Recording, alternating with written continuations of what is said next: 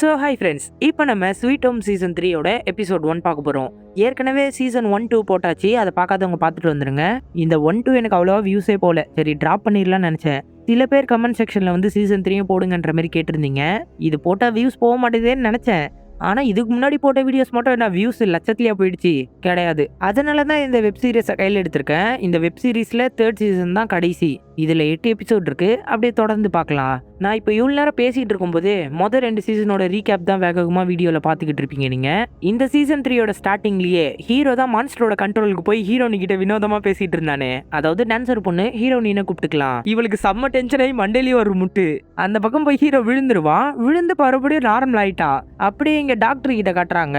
இந்த இடத்துல தானே ரவுடி நின்றுக்கிட்டு இருக்கான். ரவுடி வந்து இறந்து போன ஒரு உடம்ப காமிச்சு, இதுதான் நான் உன்னுடைய முதல் எக்ஸ்பெரிமெண்ட், உன்னோட ஃப்ரெண்டை நீ எப்படி மறக்கலான்ற மாதிரி பேசுறான். என்னன்னு பார்த்தா இப்போதாங்க பெரிய எக்ஸ்பிளனேஷனே கொடுக்குறான். அதாவது ஃபயர் ஃபைட்டரோட கல்யாணம் பண்ணிக்க போறவன் அந்த டாக்டர், அவன் தான் ஃபர்ஸ்ட் இன்ஃபெக்ஷன் ஆனவன். அப்படியே நடந்த விஷயத்த காட்டுறாங்க. நீ லவ் பண்ற பொண்ணுக்கிட்ட தானே பேசணும், இருந்துட்டு ஃபயர் ஃபைட்டருக்கு ஃபோன் பண்ணியிருப்பான். நம்ம சீசன் 1ல் கூட ஒரு இடத்துல பார்த்துருப்போம். இவ ஃபோனை வேற இடத்துல மிஸ் பண்ணியிருப்பா. முக்கியமான ஒருத்தவங்களோட ஃபோன் வருதுன்னு ரொம்ப பதட்டப்படுவா. அந்த ஃபோனை அவன் அடிச்சுட்டு அந்த பொண்ணு செத்து போயிட்டா. இதுக்கப்புறம் ரிசர்ச்க்கு ஒத்துலின்ட்டு அவனை போட்டு ரிசர்ச்க்கு டார்ச்சர் பண்ணி இருந்திருக்கான். அவனோட உடம்புல இருந்த அந்த இன்ஃபெக்ஷன் ஒரு ஜெல்லி மாதிரி வெளியே வந்து அங்கே லேப்ல வேலை பார்த்துருந்த ஒருத்தனோட உடம்புக்குள்ள ஏறி இருக்கு. அவன் தான் நம்ம ஹீரோட அபார்ட்மெண்ட்டுக்குள்ள போய் பிரச்சனையை ஏற்படுத்தியிருக்கான். கடைசியா ஹீரோ அவனை போட்டு தந்த பிறகு ரவுடியோட உடம்புக்குள்ள பூந்திருக்கான். இந்த முதல் சப்ஜெக்ட் இன்ஃபெக்ஷனா இருக்கிறதுனால தான் ஃபயர் ஃபைட்டரோட பொண்ணும் ஒரு மான்ஸ்டரா பிறந்திருக்கிறா. இந்த பொண்ணு தான் பிறவிலேயே மான்ஸ்டரா பிறந்தவ. அதனாலதான் அவகிட்ட அபூர்வமான சக்திகள்லாம் இருக்கு. இப்போ என்ன என்ன கொல்ல போறியான்ற மாதிரி கேள்வி கேட்பான். உன்னை கொல்லலாம் போறதில்ல, என் கூட வாடா அப்படின்ற மாதிரி கூப்பிட்டு போயிட்டு இருக்கான். அந்த இடத்துல கோட்டு போட்ட ஒரு சூட் கேஸ் கொண்டு வராரு. நீ நம்பர் 3 தானேன்ற மாதிரி பேசுவான். எனக்கு ஒரு பேர் இருக்கு.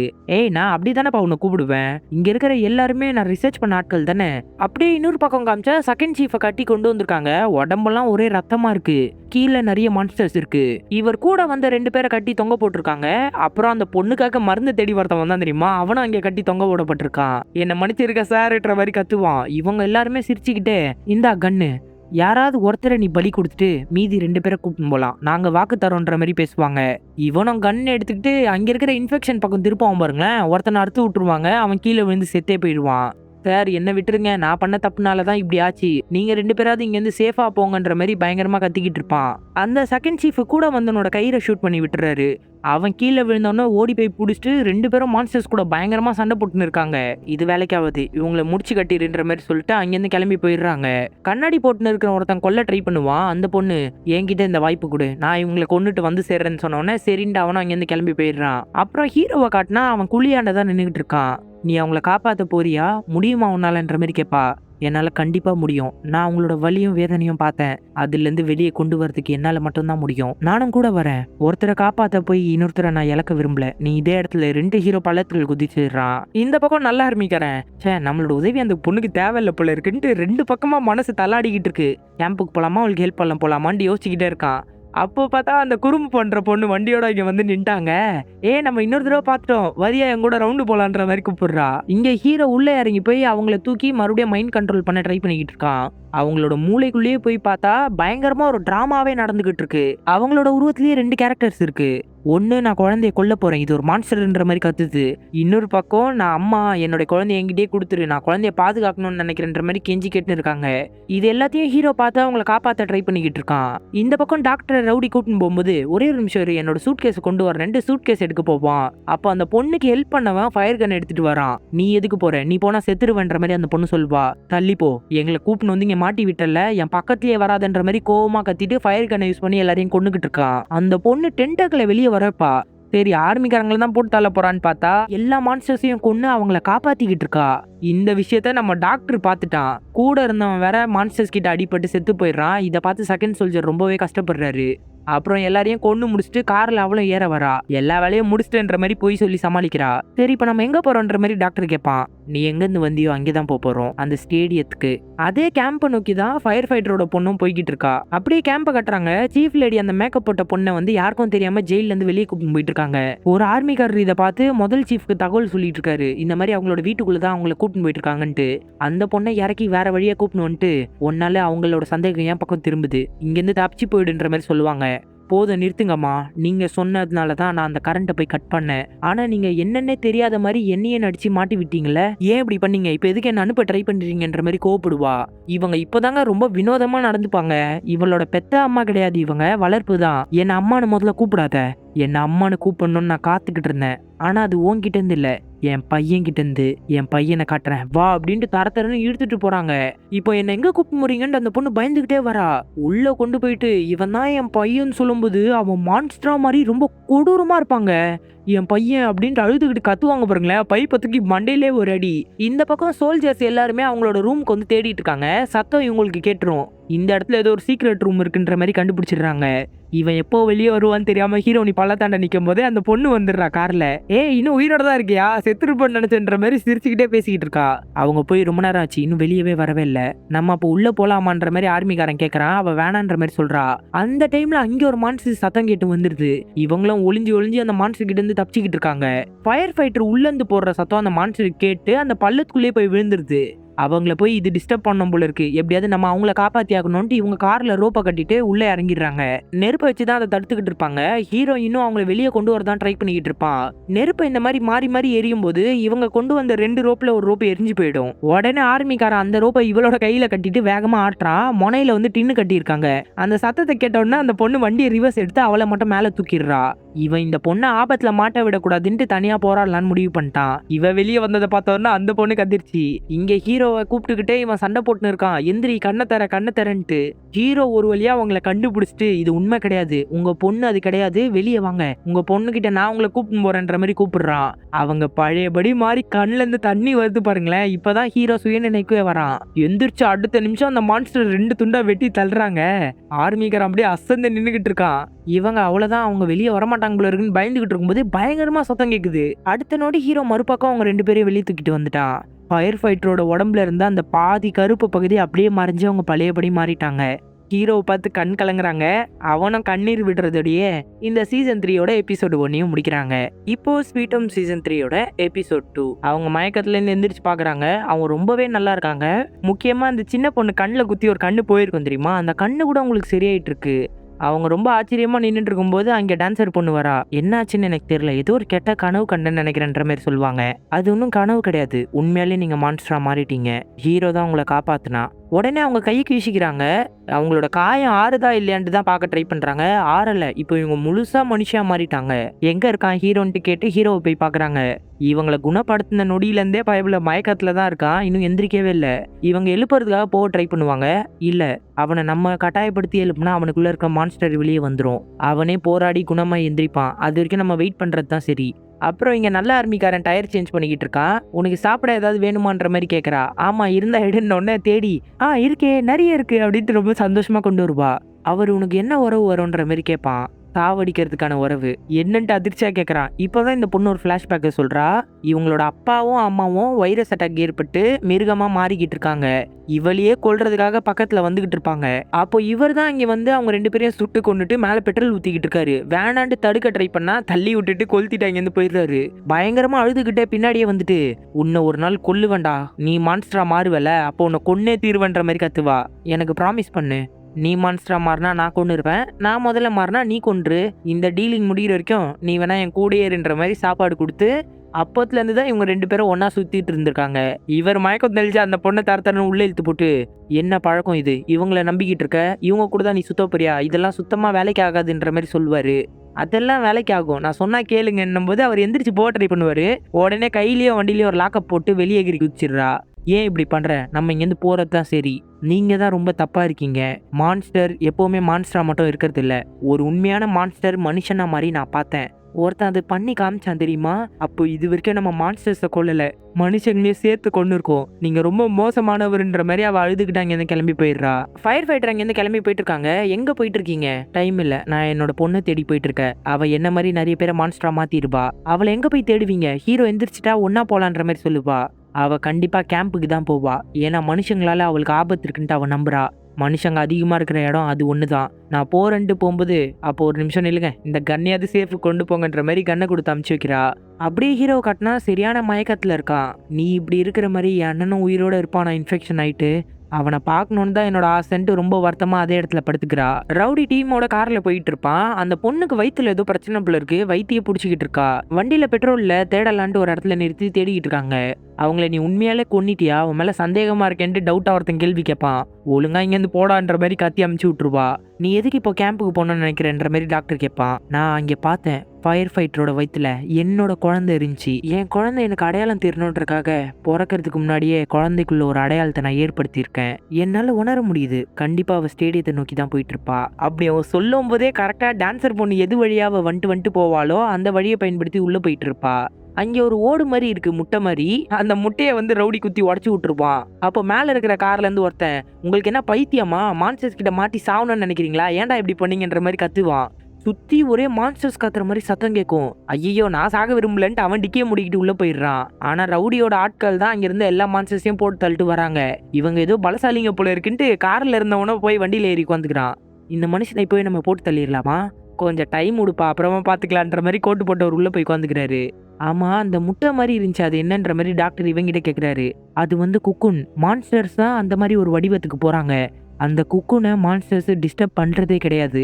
அதனாலதான் அந்த இடத்துல நான் இருந்தேன். அந்த இடத்துல இருந்தா நம்ம சேஃபா இருந்துடலான்ற மாதிரி எக்ஸ்பிளைன் பண்ணிக்கிட்டு இருப்பான். அப்ப ரவுடியோட காலில் இருக்கிற ஒரு காயத்தை பார்த்துருவான். என்ன வேணா இங்கேயே இறக்கி விட்டுறீங்களா? நான் போயிடுறேன்ற மாதிரி கேட்பா. அப்படியே அமைதியா இருப்பாங்க. விடமாட்டானுங்க போல இருக்குன்ட்டு பயத்துல நடுங்கிட்டு இருக்கான். கேம்புக்குள்ள வந்து அந்த பொண்ணை அங்கேருந்து காப்பாத்தி வெளியே கொண்டு வந்துடுறாங்க.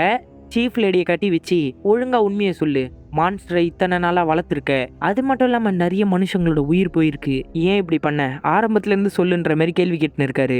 இவங்க ஹஸ்பண்ட் பையன் இவங்க கேம்புக்குள்ள வரும்போதே ஆர்மிக்காரங்க செக் பண்ணி தான் உள்ள அமைச்சிருக்காங்க.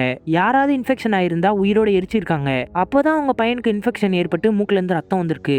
உடனே இந்த ஸ்டேடியத்துல இருந்து பேக் வழியா போய் இவங்க தான் அந்த இடத்துல ஒளிய வச்சிருக்காங்க. பையன் வலி தாங்க முடியாம எனக்கு பசிக்குதுன்னு துடிக்கும் போது உள்ளே வச்சு கதவு மூடிட்டு, நான் திரும்ப வருவேன், உனக்கு சாப்பிட்றதுக்காக ஏதாவது கொண்டு வருவேன்ற மாதிரி சொல்லிட்டு இருக்காங்க. அதுக்கப்புறம் இந்த கேம்ப்ல யார் யாரு இன்ஃபெக்ஷன் ஆகுறாங்களோ அவங்களெல்லாம் ஆர்மிக்காரர் வெளியே அமைச்சிருவாரு. அவங்கள பேக் டோர் வழியா உள்ள கூப்பிட்டு தான் பையனுக்கு சோறா போட்டுன்னு வந்திருக்காங்க. இந்த மாதிரி நீ பண்ணிருக்க கூடாது. நீங்க வெளியே அனுப்புற ஆளுங்க எப்படி இருந்தாலும் சாக தான் போறாங்க. ஒரு அம்மா எப்பவுமே தான் பிள்ளைய கொல்ல மாட்டாங்க. என் இடத்துல இருந்து நீங்க யோசிச்சு பாருங்க. நான் முதல்ல கொன்ன மான்ஸ்டர் யாருன்னு தெரியுமா? என்னோட பையன். என் கையால தான் அவனை கொன்னேன். இந்த மாதிரி நான் பண்ணிக்கிட்டு இருந்திருக்க மாட்டேன்ட்டு பயங்கர டெரரா மிரட்டிட்டு, இதுக்கப்புறம் உன் பையன் இங்க இருக்க முடியாது, அவனை வெளியே துரத்தி தான் ஆகணுன்ற மாதிரி சொல்லிட்டு அங்கேருந்து போயிடுறாரு. இவங்க உடனே கஷ்டப்பட்டுக்கிட்டு அங்கே ஒரு ஒயர் இருக்கும், அதை போட்டு கழுத்துல நெரிச்சுக்கிட்டு சாக ட்ரை பண்றாங்க. அப்போ அங்கே அந்த பொண்ணு வந்துட்டு, அவ்வளவு சீக்கிரத்துல சாகணும்னு நினைக்கிறீங்க? நீங்க பண்ண காரியத்துக்கெல்லாம் இன்னும் அனுபவிக்க வேண்டியது நிறைய இருக்குமா? உங்க பையன் நல்லவன் தான். அவன் மான்ஸ்டரா மாறுறதுக்கு முன்னாடி பசிக்குதுன்னு தான் சொன்னானே தவிர மனுஷங்களை அவன் சாப்பாடா கேட்கல. நீங்க தான் அவனுக்கு மனுஷங்களை சாப்பாடை போட்டு இவ்வளோ பெரிய மிருகமா மாத்தி வச்சிருக்கீங்க. அப்புறம் ஃபயர் ஃபைட்டரோட பொண்ணை காட்டுறாங்க. அவ உள்ள வந்து அம்மா எல்லாம் தான் குழந்தைங்களை பாதுகாப்பா கூப்பிட்டு போயிட்டு இருக்கிறத பார்த்து ரொம்பவே ஃபீல் பண்ணிக்கிட்டு இருக்கா. எங்க போறதுன்னு தெரியாம நடந்து போயிட்டு இருக்கும்போது அந்த சின்ன பையன் கிட்ட இருந்து 2 பேர் சண்டை போட்டு பாலை புடுங்குறாங்க. எனக்கு வேணும் கொடுங்கடா, உன்கிட்ட தான் நிறைய பால் இருக்குல்லன்ட்டு இவன் என்ன சொன்னாலும், என் தம்பிக்கு இந்த பால் தான் பிடிச்சிருக்கு, ஒழுங்கா கூடுன்ட்டு புடிங்க அவனை அடிச்சு தள்ளிட்டு போயிருவாங்க. உங்களை சும்மா விட மாட்டேன்டா. என்ன பண்ணுவேன்? உனக்கு தான் அம்மா அப்பாவே கிடையாது. எப்பயாவது நான் ஒரு நாள் மான்ஸ்டரா மாறுவேன். அப்போ உங்க 2 பேரையும் கொன்னே தீருவண்டான்ட்டு ரொம்ப கோவமா மிரட்டுறான். இது எல்லாத்தையும் அந்த பொண்ணு கேட்டுன்னு இருக்கா. அவன் அங்கேயே அழுதுட்டு உட்காரும் போது பக்கத்துல வந்து உட்காந்துக்கிட்டு இருப்பா. சரி ஆறுதல் சொல்லலான்ட்டு தொட போறாங்க. ஐயையோ, தொட்டா அந்த பையன் மான்ஸ்டரா மாறிடுவான்ட்டு நம்ம யோசிக்கும் போதே அந்த பொண்ணு அங்க வந்து கூப்பிட்டுறா. இங்க என்ன பண்ணிக்கிட்டு இருக்க? எந்திரி. என்ன என்னை பத்தி ரொம்ப கவலைப்படுறீங்களா என்ன? அப்படிலாம் இல்ல, எனக்கு போர் அடிச்சுது, நீ எங்கேயாவது தேவையில்லாத வேலை பார்த்துட்டு இருப்பேன்னு நினைச்சேன், அதுக்காக தான் உன்னை கூப்பிட வந்தேன். ஒழுங்கா வான்ட்டு மண்டையிலே கொட்டி கூப்பிட்டு போக பார்த்தா அந்த பொண்ணை பார்த்துட்டு பயந்துருவாங்க. நீங்க என்ன பண்ணிட்டு இருக்க? கொஞ்ச நேரத்துல என்ன பயமுறுத்திட்ட. என் கூட எந்திரிச்சு நீயும் வான்ட்டு அந்த பொண்ணையும் கூப்பிட்டு இங்க போயிட்டு இருக்காங்க. அந்த பையனோட அம்மா கிட்ட கூப்பிட்டு போனவன அவங்க பேண்டேஜ் போட்டுன்னு இருக்காங்க. என்னை விடுங்கன்ற மாதிரி பேண்டேஜை தட்டி விட்டுடுறான். உன்னை நான் தனியா விடணும்னு தானே ஆசைப்படுறேன், விட்டுடுறேன். ஒரு 20 வயசு ஆகுற வரைக்கும் ஆயிட்ட பிறகு நீ எங்க வேணா போ, நான் கவலைப்படவே மாட்டேன்ட்டு ரொம்ப கோவமாவும் அன்பாவும் பேசிட்டு இருக்காங்க. அப்புறம் ஃபயர் ஃபைட்டரோட பொண்ணை பார்த்துட்டு, உன்னோட அம்மா அப்பா எங்கம்மான்ற மாதிரி கேட்டா எந்த பதிலும் சொல்ல மாட்டா. சரி நைட் இங்கேயே தூங்கிக்க, நாளைக்கு உன்னோட அம்மா அப்பாவை தேடலான்ட்டு பிளாங்கெட் எடுத்து கொடுத்துக்கிட்டு இருக்காங்க. அப்போ அந்த டைம்ல, சார் போன வண்டி திரும்ப வந்துருச்சு, ஆனா ஒரு வண்டி தான் வந்திருக்குன்ற மாதிரி ஆர்மிக்காரர்கிட்ட சொல்றாங்க சோல்ஜர்ஸ். உடனே இவர் கன் எடுத்துட்டு கேட்டுக்கு மேல போய் நின்றுட்டு இருக்காரு. டாக்டரை பார்த்துட்டு, எங்க தனியா வந்திருக்க? தனியாவா? அதான் இத்தனை பேரை கூப்பிட்டு வந்திருக்கானே. என்னோட சோல்ஜர்ஸ் என்ன ஆனாங்கன்ற மாதிரி ரொம்ப கோவமா கேட்டுன்னு இருக்காரு. கொஞ்சம் கதவை திறங்கப்பா பேசிக்கலான்ற மாதிரி ரவுடி சொல்லுவான். அவர் திறக்க மாட்டாரு. அடுத்த செகண்ட் கதவை உடைச்சி தள்ளிட்டு உள்ள வந்துகிட்டு இருக்கான். எல்லா ஆர்மிக்காரங்களும் ரவுண்ட் அப் பண்ணிட்டாங்க. இந்த பொண்ணுக்கு ஏதோ ஒன்று ஃபீல் ஆகுது. வெளியே எந்திரிச்சு வந்து தேடிக்கிட்டு இருக்கா. அந்த பையன் வந்துட்டு, என்னாச்சு, எங்க போயிட்டு இருக்க, உனக்கு அந்த சத்தம் கேக்குதா? என்ன யாரோ கூப்பிடுறாங்க. இங்க ஆர்மிக்காரங்க எல்லாரையுமே அந்த பொண்ணு டென்டக்கிள் வச்சு காலி பண்ணி விட்டுறா. அதாவது சாகல, காயம் மட்டும் தான் படுத்தியிருக்கா. நீங்க எல்லாருமே ஸ்பெஷல் இன்ஃபெக்ஷன் தானே, இங்க எதுக்கு வந்திருக்கீங்கன்ற மாதிரி கோவப்படுவாரு. எனக்கு தேவையான ஒரு விஷயம் இங்க இருக்கு, அதை மட்டும் எடுத்துட்டு போயிருவேன்ட்டு இங்க இருக்கிற ஆட்கள் எல்லாம் வந்து பாக்குறான். உனக்கு என்ன வேணும்னு எனக்கு தெரியாது, ஆனா இங்க இருக்கிறவங்களை எதுவும் பண்ணக்கூடாதுன்னு சொல்லும் போதே பவரை யூஸ் பண்ணி கழுத்தை நெரிக்கிறான். இதை பார்த்த உடனே எல்லாருமே பயந்து ஓட ஆரம்பிச்சிடுறாங்க. ஆனா அந்த பொண்ணு மட்டும் அசராம நின்னு பாத்துக்கிட்டு இருக்கா. உடனே மேக்கப் போடுற பொண்ணு தான் இங்க என்ன பண்ணிட்டு இருக்க வான்ற மாதிரி இழுத்துட்டு போயிடுறா. அடுத்து ஸ்பெஷல் இன்ஃபெக்ஷன்ல இருக்கிற ஒரு ஆளே எல்லா ஆர்மிக்காரங்களுக்கும் கட்டு போட்டு அங்கிருந்து எந்திரிச்சு போயிடுறாரு. டாக்டர் அங்க வந்தோடனே என்ன ஆச்சு எங்க டீமுக்கு, அவங்க எங்க போனாங்கன்ற மாதிரி எல்லாருமே கோவப்படுவாங்க. இங்க நான் மட்டும் தான் வந்திருக்கேன்னா அவங்களுக்கு என்ன ஆகுன்றதை யோசிச்சு பாத்துங்க. அப்ப அவங்க இறந்துட்டாங்க போல இருக்குன்னு இவங்க எல்லாருமே முடிவே பண்ணிட்டாங்க. டாக்டர் அங்க இருந்து கிளம்பி போயிடுறான். அப்படியே அந்த ஆர்மிக்காரங்களை காட்டுறாங்க. இவர் ரத்த வெள்ளத்துல படுத்துக்கிட்டு இருக்காரு. பக்கத்துல இருக்கிறவன கழுத்துல ஏதோ நீடில் குத்திக்கிட்டு இருக்கு. அப்படியே 12 மணி நேரத்துக்கு முன்னாடி என்ன நடந்துச்சுன்றதை காட்டுறாங்க. இவருக்கு பயங்கரமா காயப்பட்டு ரத்தம் நிறைய போயிட்டு இருக்கு. ஏற்கனவே ஒரு சோல்ஜர் செத்துட்டான். அந்த இடத்துல டாக்டர் தானே வேடிக்கை பார்த்துக்கிட்டு இருந்தாரு. அவர் வருவாரு, டாக்டர் எப்படியாவது இவரை காப்பாத்துங்க. அவங்க கழுத்துல இருக்கிற செயின்ல பேரு, பிளட் குரூப் எல்லாமே இருக்கும். பார்த்தா 2 பேருக்குமே பி நெகட்டிவ் தான். பரவாயில்லையே, 2 பேருக்கும் ஒத்து போகுது.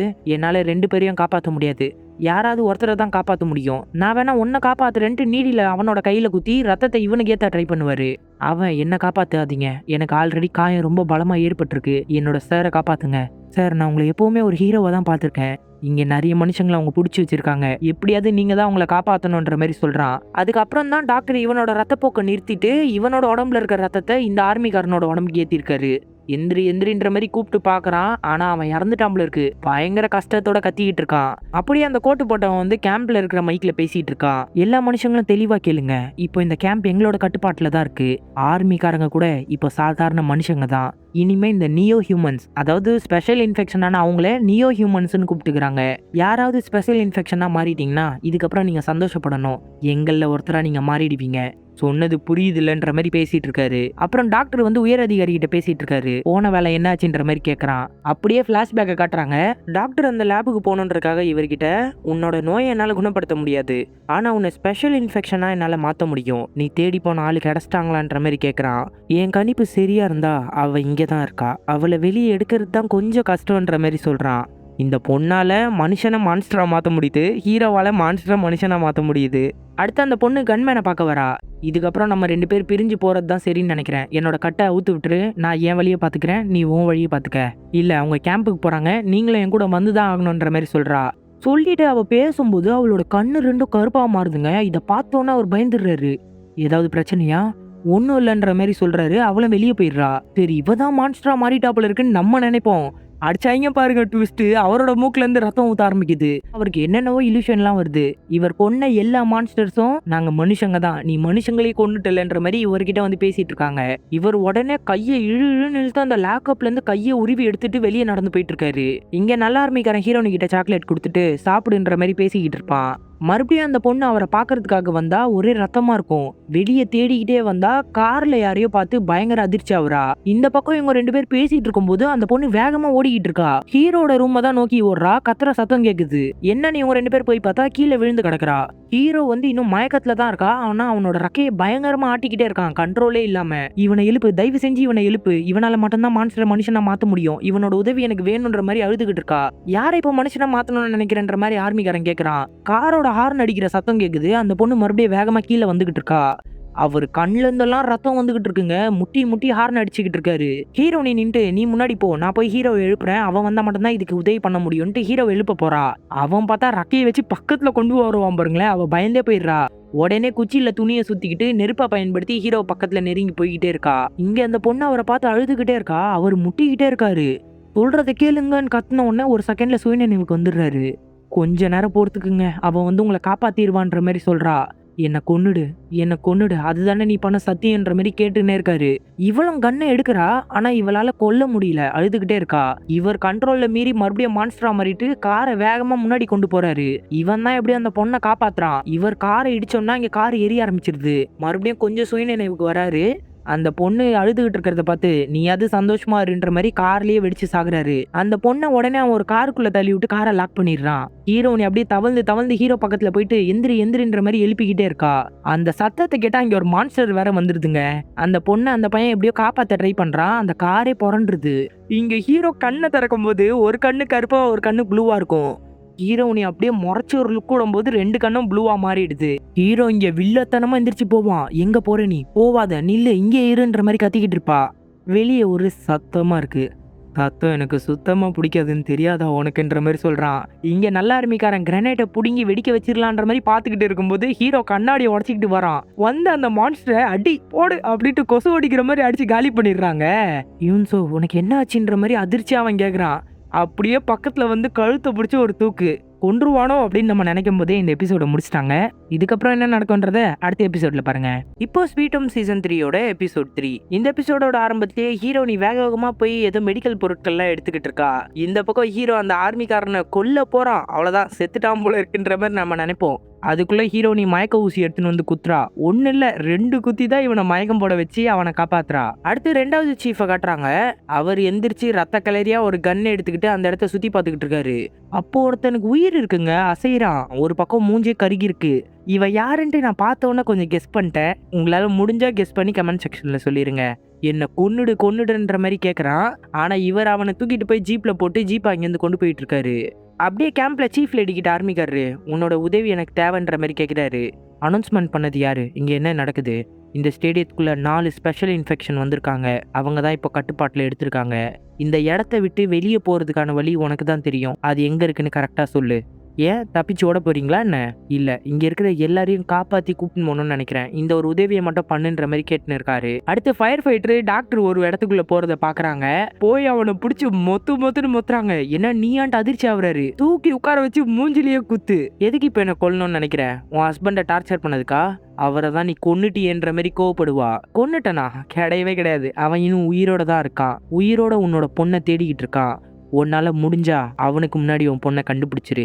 ஏன்னா அவளை வச்சு அவன் என்ன பண்ண போறான்ட்டு எனக்கு சுத்தமா ஐடியா இல்லைன்ற மாதிரி சொல்றான். என் கண்ணு முன்னாடி அவன் செத்து கிடந்தான். வேற ஒரு உடம்புக்குள்ள பூந்திருக்காமா. அவன் சொன்னா கேளுன்ற மாதிரி எக்ஸ்பிளைன் பண்ணிக்கிட்டு இருக்கா.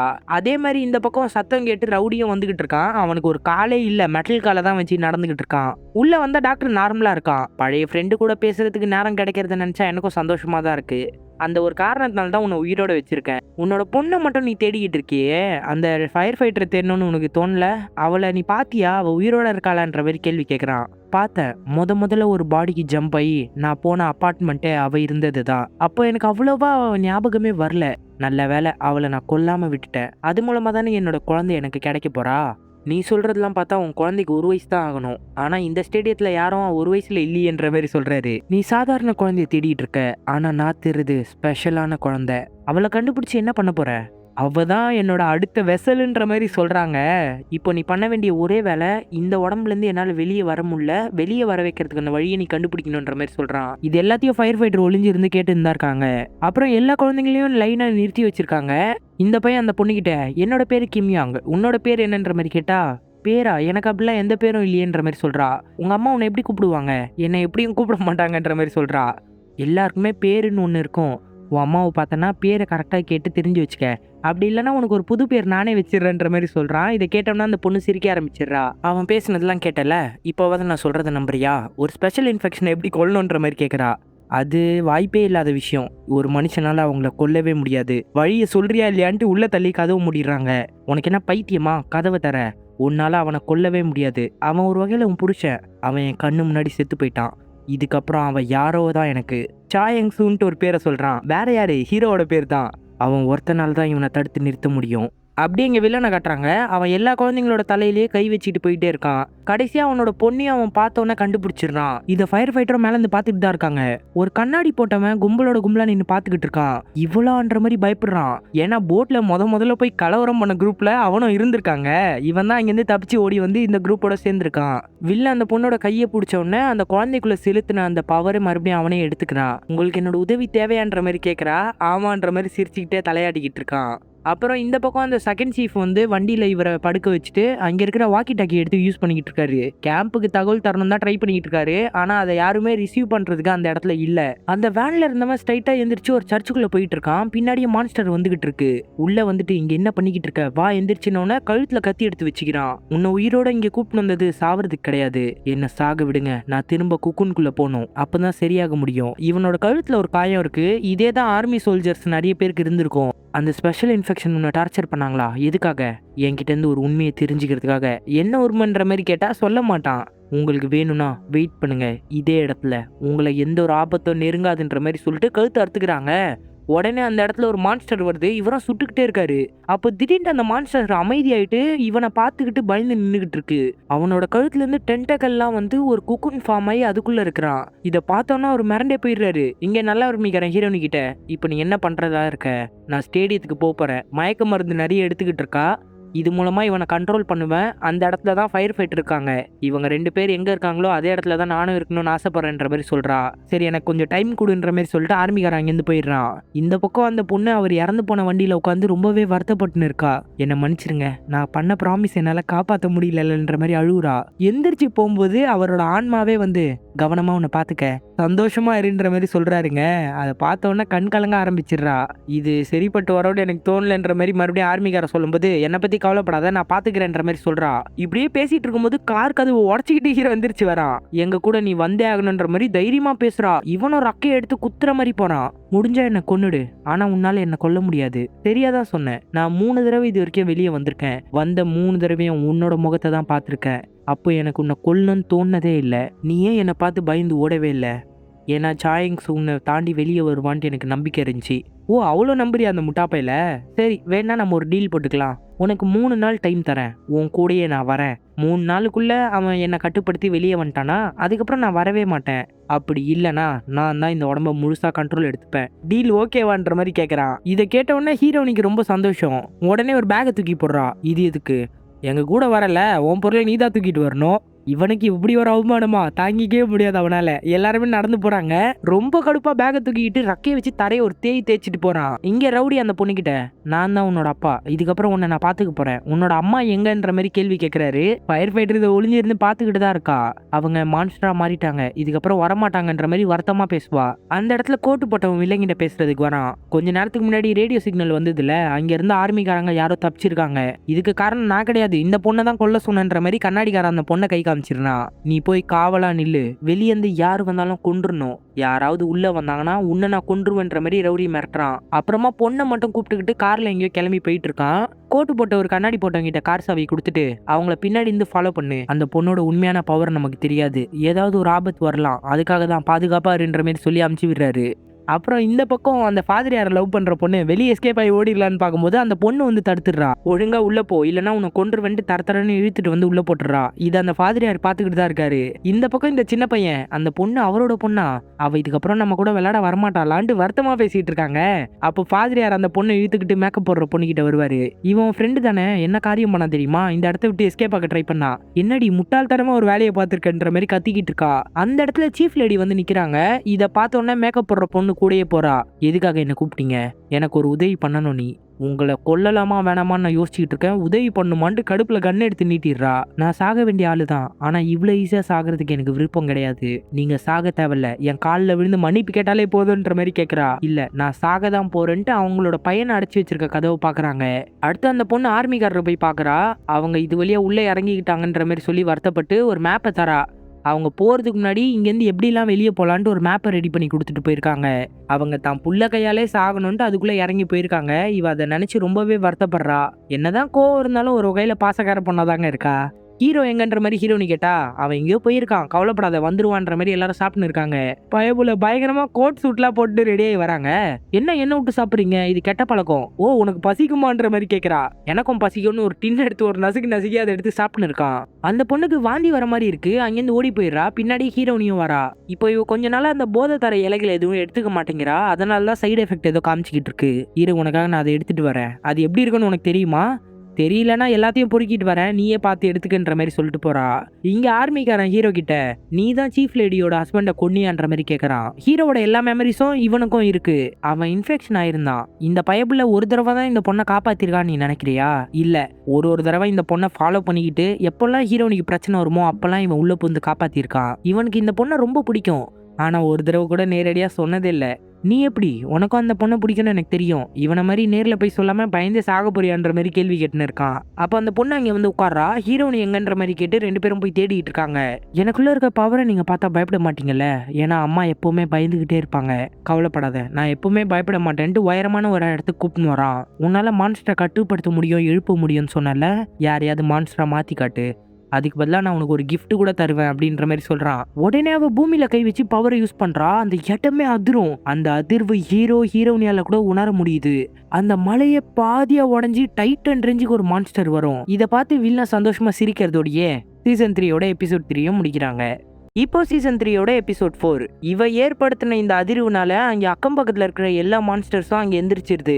இதை பார்த்தோன்னே ஃபாலோ பண்ணிட்டு வந்தா அந்த கண்ணாடிக்கு ஒரே சந்தோஷம். சரியான சைக்கோவா இருக்கான் அவங்களுக்கு. எல்லா மான்ஸ்டர்ஸையும் கொல்றதுக்காக விரட்டிட்டு இருக்கான். இந்த பொண்ணு வேற எங்க போய் தொலைஞ்சான்னு தெரியல, இவளை ஏன் காப்பாத்தணும் நான் துடிக்கிறேன்னு தெரியலன்ற மாதிரி ஹீரோ புலம்பிக்கிட்டே வேகமா ஹீரோனியை தேடிட்டு இருக்கான். ஹீரோனி ஒரு பெரிய இரும்பு டவரை கண்டுபிடிச்சு அது மேல ஏறி ஒளிஞ்சிக்கிறா. இந்த கண்ணாடி போட்டவங்கிட்ட ஆசிட் பவர் இருக்கு போல இருக்கு. எல்லா மான்ஸ்டர்ஸ் மேலேயும் குதிச்சு கையை வச்சு அவங்கள உருகி சாவடிச்சுக்கிட்டு இருக்கான். இன்னொரு மான்ஸ்டரை கொல்ல போகும்போது ஜெய்ஜாண்டிகா ஒரு மான்ஸ்டர் வந்து இவனை கையில தூக்கிடுது.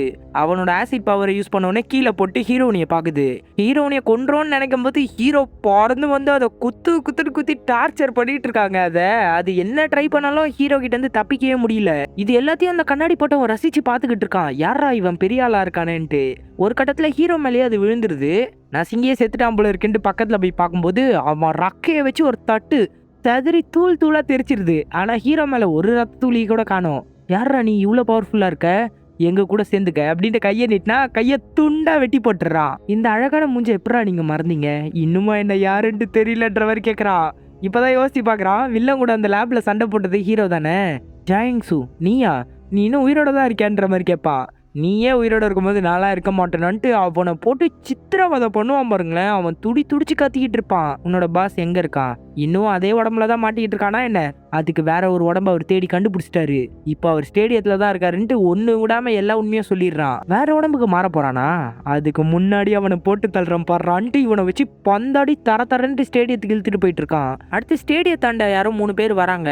அதே டைம்ல பின்னாடி வந்து நம்ம வில்லனா வந்துடுறான். எங்களுடைய சகோதரன் ஒருத்தன் உள்ள இருக்கான்னு நாங்க நினைக்கிறோம், எங்களை உள்ள விடுங்க, நாங்க போனோன்ற மாதிரி கேக்குறாங்க. வில்லன் பின்னாடி இருந்து பீஸா வெட்டி போட்டுறாங்க. நீ மனுஷங்களை கொல்ல மாட்டேன்னு தானே சொன்ன, ஏன் இப்படி பண்ணன்ற மாதிரி சோல்ஜர் கோவப்படுறாரு.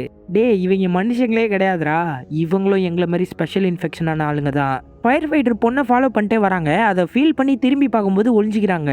உனக்கு நான் ஒரு கிஃப்ட் தரேன்னு சொல்லியிருந்தேன்ல, உன் பவரை காமிச்சா உனக்கு என்ன வேணும்னு சொல்லுன்ற மாதிரி கேட்குறாரு. அடுத்த நிமிஷம் இந்த 2 சின்ன பசங்க பால் விளையாடிட்டு இருக்க இடத்தாண்டா வந்து நிற்கிறா. உன்னோட பாலை கொடுன்னொன்னே நான் ஏன் தர்றேன்ற மாதிரி தம்பி கேட்டுன்னு இருப்பான். ஆனால் இந்த பொண்ணை பற்றி அண்ணனுக்கு தெரிஞ்சிருக்கு போல இருக்கு.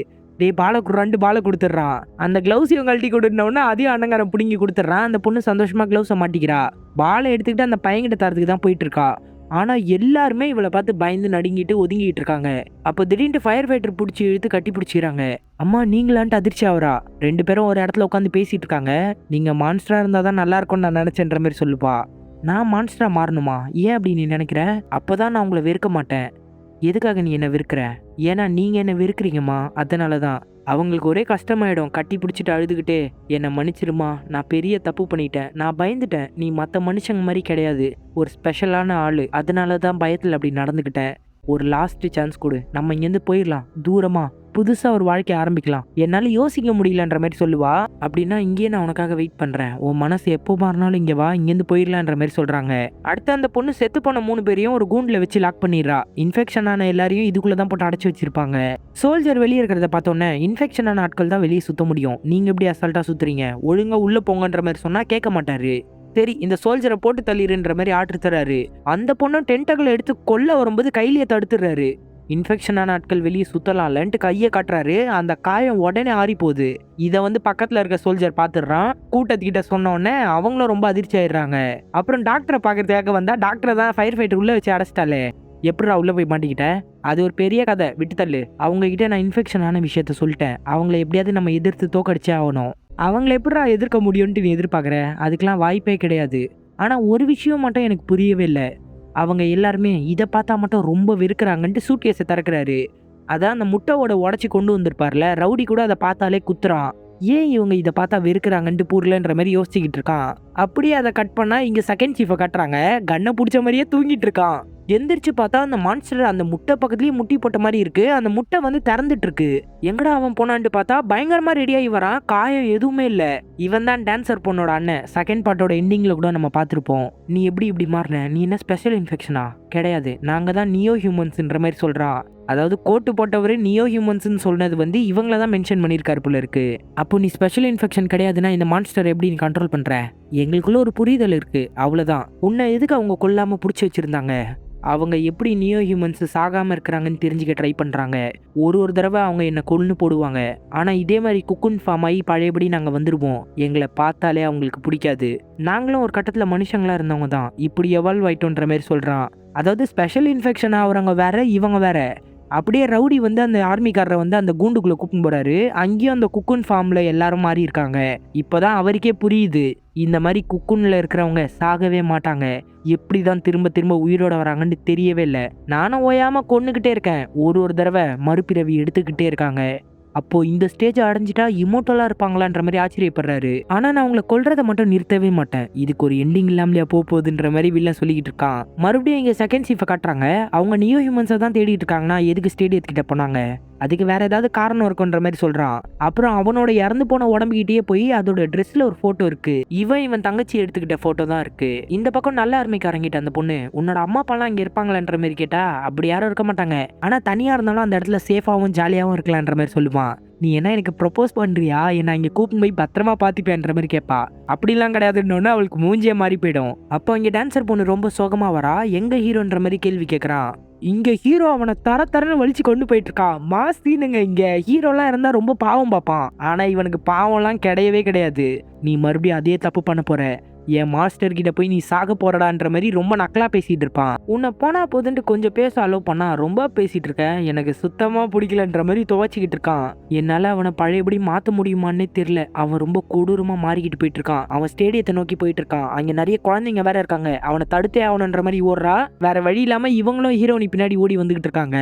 உன்ன மாதிரி பவர்ஃபுல்லான ஆட்கள்லாம் மனுஷங்க பக்கம் இருக்க கூடாது, எங்க பக்கம் சேர்ந்துரு. நான் ஒன்னும் மனுஷங்களுக்காக இதை பண்ணல, இதோ இந்த உடம்புக்கு சொந்தக்காரன் இருக்கானே சாயங் சு, இவனுக்காக தான் பண்ணிக்கிட்டு இருக்கேன். ஒரு சின்ன கேப் கிடைக்கும் போது திரும்பி அவனோட கையை வச்சு ஹீரோவோட காலு ரக்க பொசிக்கி விட்டு அங்கிருந்து எஸ்கேப் ஆகி ஓடி போயிடுறான். அடுத்து செகண்ட் ஷிஃப்ட் ட்ரைனிங் எடுத்துட்டு இருக்காரு கத்தி எரிஞ்சு. அந்த கத்தி புடுங்கிட்டு வரும்போது அவன் எரிவான் பாருங்களேன், வேற லெவல்ல மரத்துல ஓட்டையை போட்டுருது.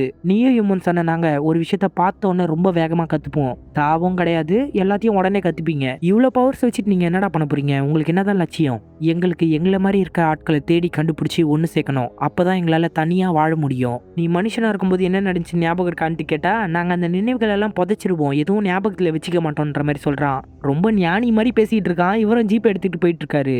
இங்க அந்த பையன் தூங்குற இடத்துல அந்த பொண்ணு பால் வச்சுட்டு போயிருக்கா. அந்த பாலை எடுத்துக்கிட்டு பொண்ணை தான் தேடி வந்துகிட்டு இருக்கான். இவ ஒரு பொம்மையை பார்த்து பேசிக்கிட்டு இருக்கா. என் அம்மாவை நான் கண்டுபிடிச்சிட்டேன், அவங்க கூப்பிடுறாங்க, அவங்க கூடயே நான் போகவா வேணாமான்னு தெரியலேன்ட்டு ரொம்ப வருத்தப்பட்டுன்னு இருக்கா. அந்த பையன் அங்கே வந்துட்டு நீ போய் தான் ஆகணும், எனக்கு அம்மாவே கிடையாது, என்னை யாருமே கூப்பிட மாட்டாங்க, உன்னை கண்டிப்பா உன் அம்மா பாசமா பார்த்துப்பாங்க. மறுபடியும் அவங்கள பார்த்தனா உன்னுடைய பேர் என்னன்றதை கேட்டு தெரிஞ்சுக்க. இந்த பாலை நீ தானே வச்சேன்ற மாதிரி கேட்டா ஆமான்ற மாதிரி சொல்லுவா. இதுல என்ன இருக்குன்னு தெரியுமான்ட்டு அந்த பாலை பிக்கிறான். அதுக்குள்ள அவங்க அக்கா போட்டுன்னு அந்த மெடல் இருக்குங்க. இது என் அக்காவோடது, அவளுடைய ஞாபகார்த்தமா வச்சிருந்தேன், இதை நீ வச்சுக்க, எதுக்கு எனக்கு தர? திரும்ப நம்ம மீட் பண்ணோம்னா என்ன நீ மறக்க மாட்ட, அதுக்காக தான்ற மாதிரி சொல்றான். அந்த பொண்ணு சந்தோஷமா வாங்கிக்கிறா. இந்த பொண்ணு அந்த பையனும் பேசுறத கண்ணாடி போட்ட ஒருத்தன் பார்த்துட்டு அங்கிருந்து கிளம்பி போயிட்டு இருக்கான். ஃபயர் ஃபைட்டர் இங்க சோகமா உட்காந்துட்டு இருக்கும்போது பொண்ணு அந்த இடத்துக்கு வந்துடுறா. எப்படியும் பொண்ணு வந்துட்டான்ட்டு ரொம்ப சந்தோஷமா பொண்ணை கூப்பிட்டுக்கிட்டு அங்கிருந்து போயிட்டு இருக்காங்க. ஒரு ஸ்டேஜ்ல நின்றுவா. என்னுடைய பேர் என்ன?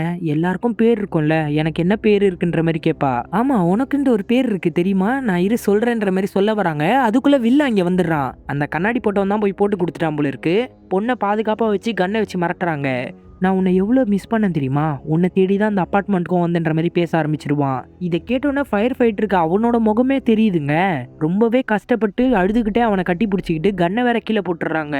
ஆனா இந்த ஃபீலிங்லாம் கொஞ்ச நேரம் தான், உடனே கண்ணிலேயே கத்தி வச்சு குத்திடுறாங்க. பொண்ணு கிட்ட இருந்து இங்க ஓடுன்ற மாதிரி சொல்லிட்டு இருக்காங்க. பொண்ணும் சரின்ட்டு அங்கேருந்து ஓடும்போது அவனோட டென்டக்கிளை யூஸ் பண்ணி பொண்ணை பிடிச்சி தரன்னு இழுத்துக்கிட்டு இருக்கான். உடனே அவங்க கீழே இருக்கிற கண்ணை எடுத்து அவனை நல்லா ஷூட் பண்றாங்க.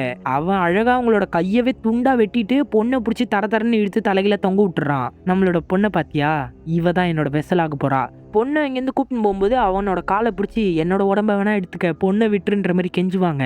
நீ எனக்கு தேவையே கிடையாது, இவளை உருவாக்குறதுக்கான கருவி தான் நீ, போய் தோலை இங்க நின்று தட்டி விட்டு போறான். மறுபடியும் அவங்க கன் எடுத்து ஷூட் பண்ணிட்டு பொண்ணு பக்கத்துல போயிட்டு, என்ன மன்னிச்சிடு, இது வரைக்கும் உன்னோட பேரை சொல்லி கூப்பிட்டதே இல்ல, யூசோன்ற மாதிரி பேரை சொல்றாங்க, இது என்னோட பேரான்ற மாதிரி பொண்ணு சந்தோஷப்படுறா. ஆமான்ற மாதிரி பொண்ணோட கண்ணத்தை தடவி தரும் போதே முதுகுலயே குத்தி அம்மாவை கொண்டு போட்டுறாங்க. அம்மா என்னை விட்டு போயிடாதீங்க, எந்திரிங்க எந்திரிங்கன்ட்டு கிளவுஸை கழட்டி போட்டு அவங்கள மறுபடியும் மான்ஸ்டரா மாத்துறதுக்காக ட்ரை பண்ணிக்கிட்டு இருக்கா. ஆனா அவங்களோட உடம்புல எந்த ஒரு அசைவும் இல்ல, அவங்க இறந்து போயிட்டாங்க. அவ கதறி அழுவுறதோடயே இந்த எபிசோட் 4 முடிக்கிறாங்க. இப்போ சீசன் 3யோட எபிசோட் 5. இந்த எபிசோடோட ஆரம்பத்திலே ரவுடி பொண்ணு பிடிச்சி கத்திக்கிட்டு இருக்கா. இவன் மான்ஸ்டரா மாறிட்டான் தானே என்கிட்ட சொன்னேன், எப்படி இப்போ உயிரோட வந்தா? இல்ல அவங்க சாகும்போது நான் தான் மான்ஸ்டரா மாத்தினேன், மறுபடியும் ஆனா அவங்க மனுஷங்களா மாறிட்டாங்கன்ட்டு கோவத்துல அடிக்க எந்திரிச்சு வருவா. வில்லன் கழுத்தை பிடிச்சி நெரிச்சிக்கிட்டு இருப்பான்.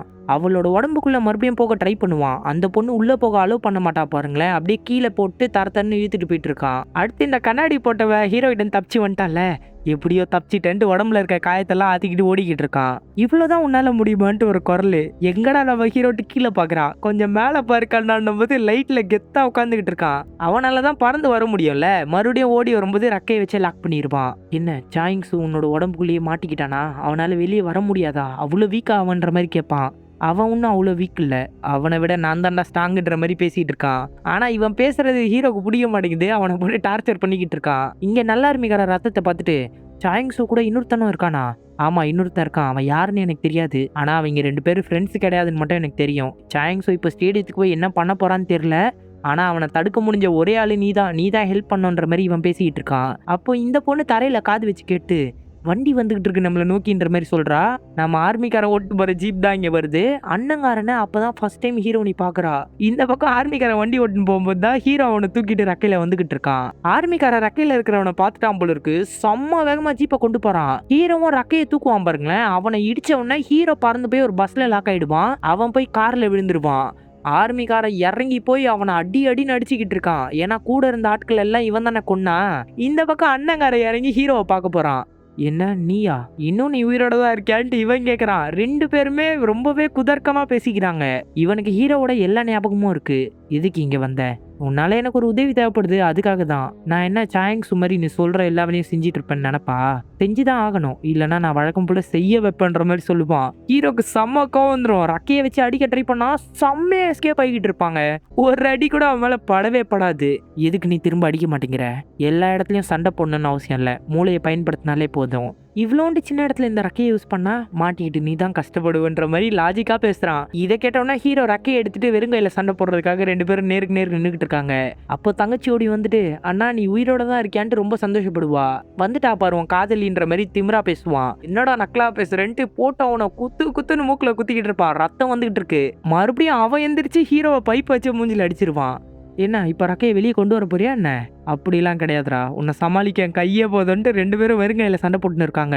இங்க செகண்ட் சோல்ஜர் அவனோட மண்டையில புல்லட்டை இறக்கிக்கிட்டே இருக்காரு. செத்து போன எல்லா சோல்ஜர்ஸோட பேரை சொல்லி புல்லட்டை இறக்கிக்கிட்டே இருக்காரு. அவனோட கையை வச்சு அவரோட காலை உருக ட்ரை பண்றான். நல்ல ஆர்மிக்காரன் தான் அங்கிருந்து தள்ளி போங்கன்ட்டு அவனை ஷூட் பண்ணிட்டு இவர் தூரம் கொண்டு வந்துடுறான். இவன் எந்திரிச்சு, உன்னை சும்மா விட மாட்டேன்டா சாயிங்ஸு, என் நிலைமைக்கு நீதான் காரணம்ட்டு அந்த பஸ்ஸையே ஃபுல்லா மெல்ட் பண்ண ஆரம்பிச்சிடறான். மெல்ட் பண்ணிட்டு அங்கிருந்து அவன் எஸ்கேப் ஆகி ஓடிடுறான்.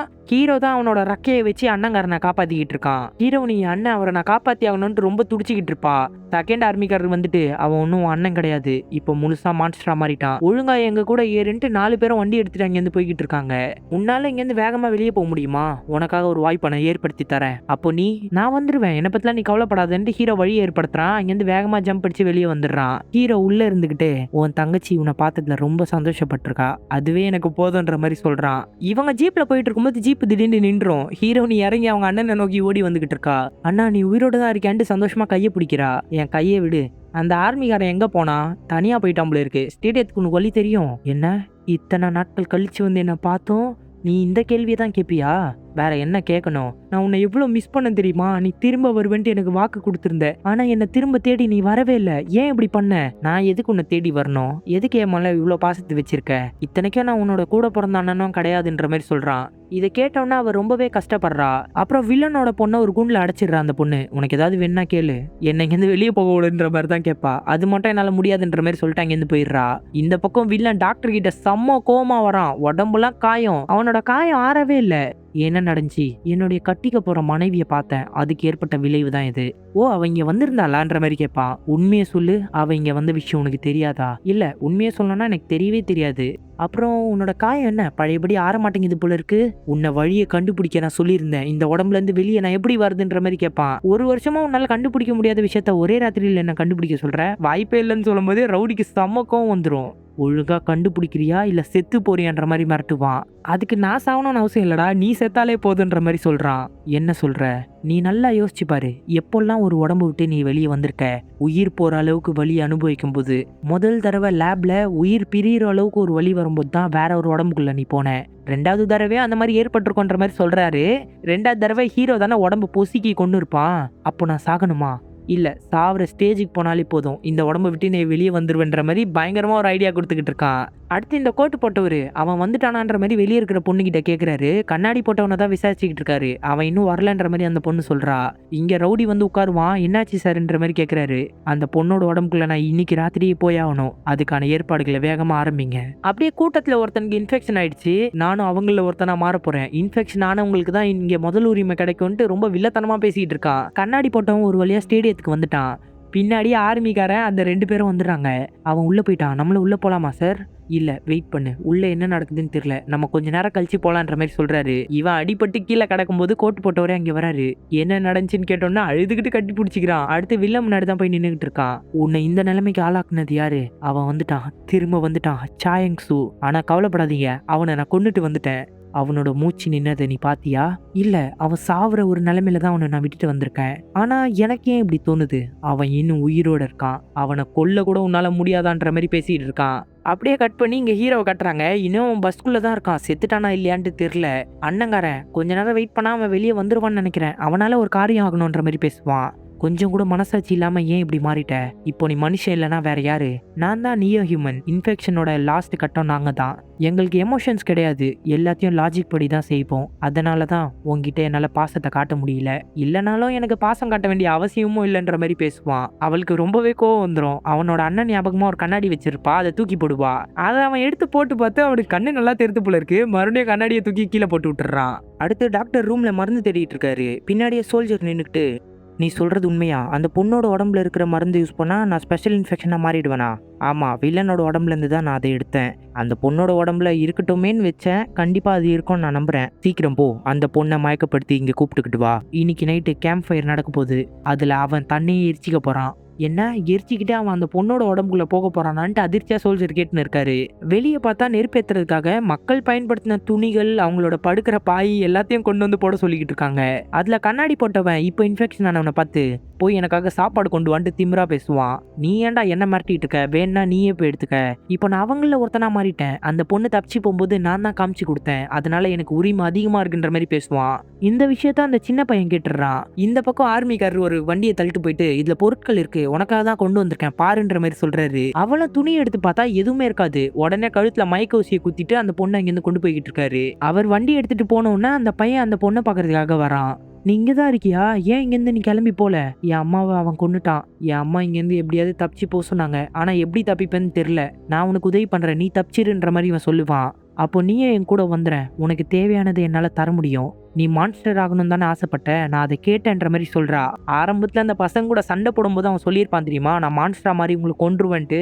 அதை ஞாபகத்துல வச்சுட்டு இவ கேட்கறா. இவளுக்கு அது புரியல, அவன் கோவத்துல தான் சொன்னான்ட்டு. அந்த செயினை பிடிச்சி இழுத்து அந்த பையனோட கையை தொட்டு பவரை யூஸ் பண்றா. அப்புறம் கண்ணாடி போட்டவன் அந்த கூண்டு பக்கத்துல போகும்போது அந்த பையனோட ட்ரெஸ் ஃபுல்லா கழண்டு கீழே விழுந்து கிடக்கு. கூண்டுக்குள்ள போய் பார்த்தா அந்த பொண்ணு இல்லே, எஸ்கேப் ஆகி போயிட்டா. அடுத்து நேரடியா 2 பேரும் வில்லங்கிட்ட போய் அந்த பொண்ணு தப்பிச்ச விஷயத்த சொல்றாங்க. நான் போய் அந்த பொண்ணை கண்டுபிடிக்கிறேன்னு அவன் சொன்ன உடனே, இந்த கையை வச்சுட்டு என்னடா கண்டுபிடிப்ப, நீ ஒரு வேஸ்ட்டுன்ட்டு அவன் கையவே உடச்சி போட்டுடுறான். இது ஏன் தப்புதான்ற மாதிரி கோட்டு போட்டவர் சொன்னா, அப்போ நீயே தண்டனை அனுபவின்ட்டு அவரையே குத்த போறான். உடனே காலில் வந்து மன்னிப்பு கேட்கறான். அவரை விட்டுருங்க தயவு செஞ்சு, நான் கண்டுபிடிக்கிறேன். எந்த நிலைமையிலேயாவது அந்த பொண்ணை கண்டுபிடிச்சு நான் கொண்டு வரேன். அந்த பொண்ணு இந்த இடத்த விட்டு தப்பிச்சு போயிருக்கிறதுக்கு வாய்ப்பு கிடையாது. உடனடியாக கூட்டத்தை கூட்டுங்க, நம்ம பேச வேண்டியது இருக்குன்ற மாதிரி சொல்லிட்டு போறான். இந்த பக்கம் அந்த பையனோட அம்மா அந்த பையனை தேடிட்டு இருக்காங்க. என் பையனை பாத்தியான்ட்டு மேக்கப் போடுற பொண்ணு கிட்ட கேட்டா அவனை காணுமா, இந்த ஸ்டேடியத்தை அவங்க லாக் பண்ண போறதா நான் கேள்விப்பட்டேன், சீக்கிரமா உங்க பையனை கண்டுபிடிச்சு கூடிய வச்சுங்க, நானும் உதவிக்கு வரேன்ட்டு 2 பேரும் வெளியே போய் விசாரிச்சுட்டு இருக்காங்க. ஆனா யாருக்குமே தெரியலன்னு சொல்லிட்டு இருக்காங்க. அந்த டைம்ல மைக்ல கோட்டுப்பட்ட ஒரு அனௌன்ஸ் பண்றாரு, எல்லாருமே ஒரே இடத்துல கூடுங்க, முதல்ல ஸ்பெஷல் இன்ஃபெக்ஷன் ஆனவங்க வந்தே தீரணும்ன்ற மாதிரி சொல்றாங்க. இதை கேட்டவனே ஜெனரல் சீக்கிரமா அவங்க கண்டுபிடிச்சிட்டாங்கன்னு நினைக்கிறேன்ற மாதிரி சொல்றாரு. இந்த பக்கம் அந்த டாக்டர் அந்த பொண்ணோட வயித்தை அறுத்து வயிற்றுக்குள்ள கை விட்டு ஏதோ எடுத்துக்கிட்டு இருக்காருங்க. அடுத்து எல்லாருமே ஒரே இடத்துல கூடிட்டாங்க. முக்கியமான ஒரு அனௌன்ஸ்மெண்ட் பண்ண போறேன், ஸ்பெஷல் இன்ஃபெக்ஷன் ஆனவங்க இதுக்கப்புறம் எங்க கூட சேர்ந்து வேலை பார்க்கலாம். அதுக்கு முன்னாடி என்னோட பொண்ணு இந்த இடத்துல தப்பிச்சு போயிட்டா, அவளால சாதாரண மனுஷங்களை தொடர்றது மூலமா மான்ஸ்டரா மாத்த முடியும், சீக்கிரமா அவளை கண்டுபிடிச்சிங்கன்னா எங்கள ஒருத்தரா மாறிடுவீங்கன்ற மாதிரி சொல்றான். இதை கேட்டவுடனே எல்லாருமே தேட போறாங்க. அந்த பையனோட அம்மாக்கு அதிர்ச்சி, ஏன்னா அவன் அந்த பொண்ணு கூட தானே சுத்திக்கிட்டு இருப்பான். சோல்ஜர் கிட்ட எல்லா ஆர்மிக்காரங்களும் வந்துட்டு, இப்பவும் நீங்க எங்க கமாண்டர் தான், என்ன ஆர்டர் வேணாலும் கொடுங்க சார், நாங்க செய்யறதுக்கு ரெடியா இருக்கோன்ற மாதிரி சொல்றாங்க. இங்க ஹீரோ வந்துருவானான்ற மாதிரி வெயிட் பண்ணிக்கிட்டே இருக்கா. அவன் வெளியே வரமாட்டான்னு நினைக்கிறேன். இதுக்கப்புறம் டைம் வேஸ்ட் பண்றது எனக்கு பிடிக்காது. ஆனா மத்தவங்கள விட்டு போறது மட்டும் உனக்கு ரொம்ப பிடிக்கும்ல. நீயா இருக்கட்டும் சாங் சுவா இருக்கட்டும், என்னால 2 பேரையும் விட முடியாது. அவன் மேல எனக்கு இன்னும் நம்பிக்கை இருக்கு. அவன் கூடிய சீக்கிரத்துல வெளியே வருவான்ற மாதிரி அவ சொல்றா. அப்படியே அந்த வண்டியை பார்த்தா நெருப்பு கங்கு மாதிரி அடியில கொதிச்சுக்கிட்டு இருக்கு. வண்டியை துண்டா வெட்டிட்டு வெளியே வராங்க. அவன் ரக்கையெல்லாம் அப்படியே கொதிக்க இருக்கு. அவ்வளவுதான், ஹீரோ வந்ததோட சீசன் 3யோட எபிசோட் 5 முடிக்கிறாங்க. இப்போ சீசன் 3யோட எபிசோட் 6 ஹீரோ மனசுக்குள்ள நடக்கிற ஒரு சில விஷயத்த காட்டுறாங்க. அவன் நல்ல யூன்சோ கூட பேசிக்கிட்டு இருக்கான். அவன் அன்கான்சியஸா இருக்கான். ஏன் இப்படி மாறிட்டேன், முதல்லலாம் உன்னை பார்த்து நான் ஜோக் பண்ணிக்கிட்டு இருப்பேன், ஆனா இப்போ நான் உன்ன மாதிரியே மாறிக்கிட்டு இருக்கேன். ஏன் அந்த பொண்ணை நான் காப்பாற்றணும்னு ட்ரை பண்றேன், அவ சந்தோஷம் பண்ணுன்றக்காக நான் ஏன்டா என்னோட உயிரியை தியாகம் பண்றேன், எனக்கு புரியல. ஆனா நான் உனக்குள்ள தானே இருக்கேன், அதனாலதான் உன்னோட குணம்லாம் எனக்கு வந்துருச்சு போல இருக்கு. நானும் உன்ன மாதிரியே மாறிக்கிட்டே இருக்கேன்டா. இதுக்கப்புறம் நான் வெளியே இருந்தா என்ன, நீ வெளியே இருந்தா என்ன, நம்ம வெளியே போன பிறகு எப்படியாவது உயிர் வாழ்ந்தே ஆகணும் அப்படின்ற மாதிரி சொல்லி அவனுக்குள்ள போயிடுறான். அதுக்கப்புறம் தாங்க அந்த பஸ்ஸை துண்டா வெட்டிட்டு வெளியே வந்திருக்கான். வெளியே வரும்போது நம்ம ஹீரோ நல்ல ஹீரோவா தான் வெளியே வந்திருக்கான். வந்த உடனே அண்ணங்கார முன்னாடி ரக்கையை வெறித்தனமா நீட்டுவான் பாருங்களேன். அவன் ரக்கையை பாதியா உடச்சி எடுத்துப்பான். நீ என்ன போன தடவை ரொம்ப வேலை வாங்கிட்ட, இதுக்கப்புறம் நான் சொல்ற வேலையை தான் நீ செய்யணும், எனக்கு உதவி பண்ண ரெடியான்ற மாதிரி கேட்டா அவன் சரின்ற மாதிரி தலையாட்டுவான். அப்புறம் நீ கட்டின பெட்ல ஜெயிச்சிட்டப்புல இருக்கு, உண்மையிலேயே நீ வந்துட்டியான்ட்டு ரொம்ப சந்தோஷமா பேசிக்கிட்டு இருப்பா.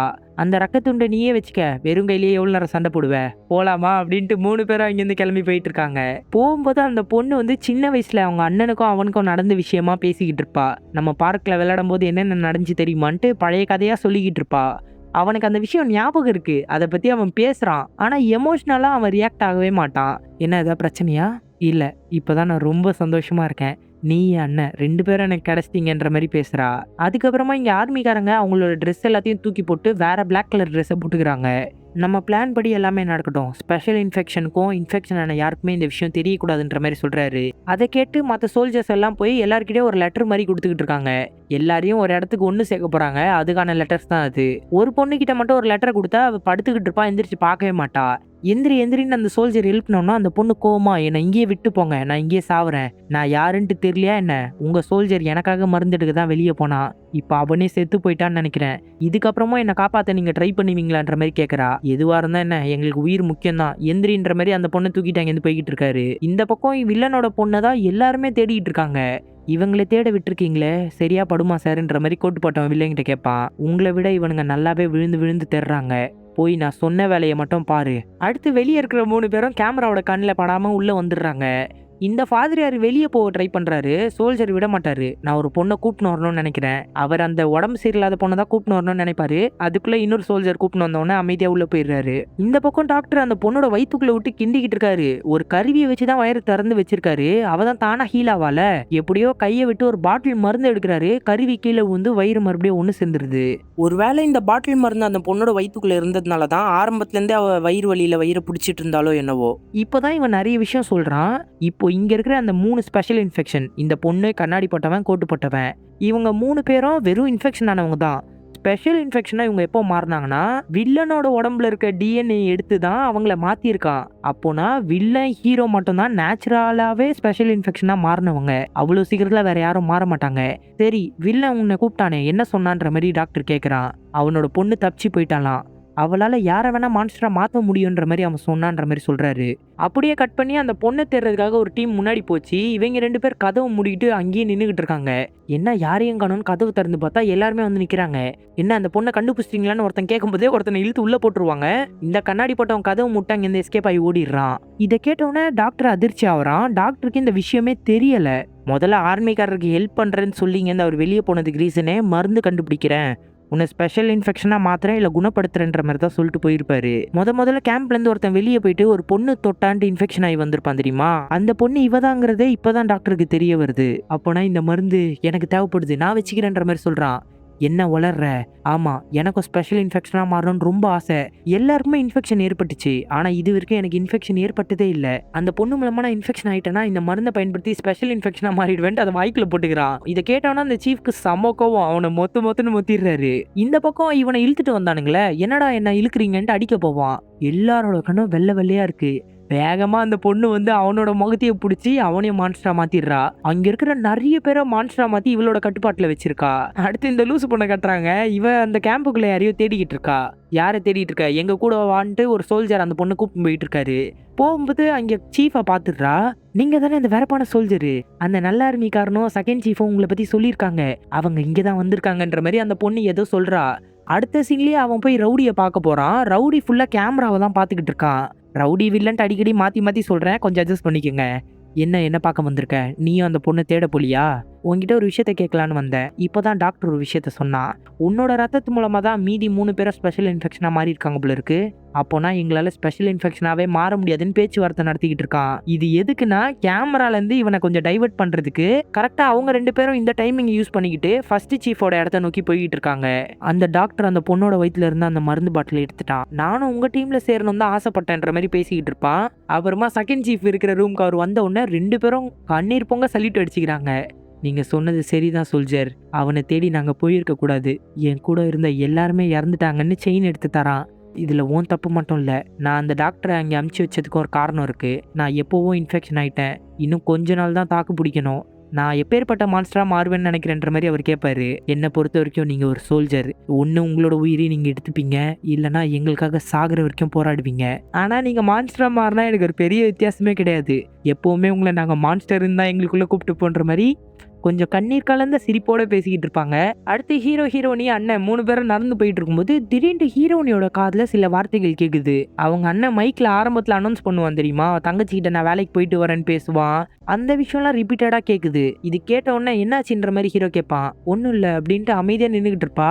அண்ணனுக்கு ஏதோ தோணிருச்சு போல இருக்கு. அங்கேருந்து அவன் பாட்டுக்கு பேசாம நடந்து போய்கிட்டே இருப்பான். நீ ஒரு வேலை பண்ண, இந்த பக்கமா ஸ்ட்ரைட்டா போனோம்னா கொஞ்ச தூரத்துல ஸ்டேடியம் வந்துடும், நான் கொஞ்ச நேரம் இங்கே இருந்து ரெஸ்ட் எடுத்துட்டு வரலான்னு நினைக்கிறேன்ற மாதிரி சொல்லுவா. ஹீரோக்கு புரிஞ்சிடும் இவ்வளோ இன்ஃபெக்ஷன் ஆகிட்டு இருக்கா போல இருக்குன்ட்டு. நான் என் அண்ணன் மாதிரி மாறிட்டேன்னா என்னை விட்டுறாத என்ன, அப்படியே பழைய விஷயத்தெல்லாம் பேசி ஞாபகப்படுத்து, கவலைப்படாத, கூடிய சீக்கிரத்தில் உன்னை தேடி வருவேன். அடுத்து ஹீரோ வேகமாக அண்ணன் பக்கத்தில் போகிறான். அவளை பற்றி கவலைப்பட்டனா நீயும் இங்கே இரு, அப்போது அவள் இன்ஃபெக்ஷன் ஆக போகிற விஷயம் உனக்கு தெரியும். ஆமா எனக்கு தெரியும், அவளுக்காக நான் ஏன் கவலை பண்ணும். ஹீரோக்கு செம்ம டென்ஷன் ஆயிடும், காலரை பிடிச்சிருப்பான். நீ திரும்ப வந்திருக்கவே கூடாதுரா, இங்க உன்னை கொல்லாம விட மாட்டேன், கொன்னுடு, ஆனா நான் திரும்ப உயிரோட வந்திருப்பேன், வேலையை முடிச்சுட்டு உங்ககிட்ட பேசிக்கிறேன்ற மாதிரி ஹீரோ டென்ஷனாக இங்கே நடந்து போய்கிட்டு இருக்கான். அடுத்து கால் நொண்டி நடக்கிற ஒரு சோல்ஜரை காட்டுறாங்க. அவர் அங்கே மக்கள்லாம் ஒரு பக்கம் நிற்கிறத பார்த்துட்டு இங்கே என்ன பண்ணுறீங்க, என் பின்னாடி வாங்கன்ற மாதிரி கூப்பிடுறாரு. ஆனால் எல்லாருமே அந்த பொண்ணு மூலமாக மான்ஸ்டரா மாறினவங்க. இவரை துரத்திட்டு வராங்க. இவர் அங்கேருந்து ஓடி போய்கிட்டு இருக்காரு. அப்போ அந்த சோல்ஜர் ஓடி போறத அந்த பொண்ணு பாத்துடுறா. கூட்டமா இன்ஃபெக்ஷன் ஆனவங்களும் போறத பாக்குறா. அப்படியே பயந்து பின்னாடி போகும்போதே அந்த கூட்டத்துக்குள்ளதாங்க அந்த பொண்ணே இருக்கா. என் பையன் எங்க இருக்கான் சொல்லுன்ற மாதிரி அவங்க கேட்பாங்க. அவ கையை எடுத்து அவங்கள தொட போவா. அந்த பொண்ணு தரத்தன இழுத்துட்டு போயிருவா. மறுபடியும் பக்கத்துல போய் தொட போவாங்க. ஒரு ஜெல்லி மாதிரி வந்து அந்த பொண்ணோட கையை பிடிச்சிக்கும். என் கையை விடு, இவங்களுக்கு நீ யாருன்னு கூட தெரியாது. இவன் தாங்க அந்த சின்ன பையன் ஜெல்லி மான்ஸ்டரா மாறிட்டு இருக்கான். நீங்க ஃபர்ஸ்ட் சீசன்ல நோட் பண்ணீங்கன்னா தெரியும், இந்த பையனுக்கு ஒரு ஜெல்லி மான்ஸ்டர் தான் ஹெல்ப் பண்ணியே இருக்கும். அதுவும் இதுவும் தொடர்பான்னு தெரியல, இவனும் ஒரு ஜெல்லி மான்ஸ்டராவே மாறி இருக்கான். என் பையன் தான் இதுன்ற மாதிரி அவங்க சொல்லுவாங்க. மேக்கப் போடுற பொண்ணு அரண்டுகிட்டு இருப்பா. ஆனா அவங்களுக்கு பாசம் குறையாதுங்க. கண்ணத்தை தொடுவாங்க, அப்படியே ஜெல்லியா ஒருலிக்கு கீழே விழுந்துருப்பான். கீழே உட்காந்து கண்ணீர் விட்டு கலங்கிட்டு இருப்பாங்க. ஒரு தாய் பாசம்னா என்னன்றதை இப்பதான் அவ உணர்றா. அவளும் கொஞ்சம் கண் கலங்க ஆரம்பிச்சிடுறா. அப்ப அந்த கண்ணாடி போட்டவன் வில்லனை கூப்பிட்டு வந்துருவான். பாத்தீங்களா இவங்க இங்கதான் இருக்காங்கன்னு சொல்லும் போதே வில்லன் பின்னாடி இருந்து குத்தி அவனை போட்டுடுறான். உடனே அந்த சின்ன பையனும் சரி அவங்க அம்மாவும் சரி அந்த பொண்ணு பக்கத்துல போக விடாம நிக்கிறாங்க. அந்த ஜெல்லி மான்ஸ்டரா இருக்கும்போதே அந்த பையனோட ஒரிஜினல் உருவம் வந்து வில்லனுக்கு தெரியுது. அந்த அம்மாவும் என்ன அடையாளம் தெரியலையா, என் பொண்ணை கூட நீ காப்பாத்தி கொண்டு வந்தியே மறண்டியான்ற மாதிரி கேக்குறாங்க. அப்படியே ஃபர்ஸ்ட் சீசன்ல நடந்த நிறைய விஷயத்த காட்டுறாங்க.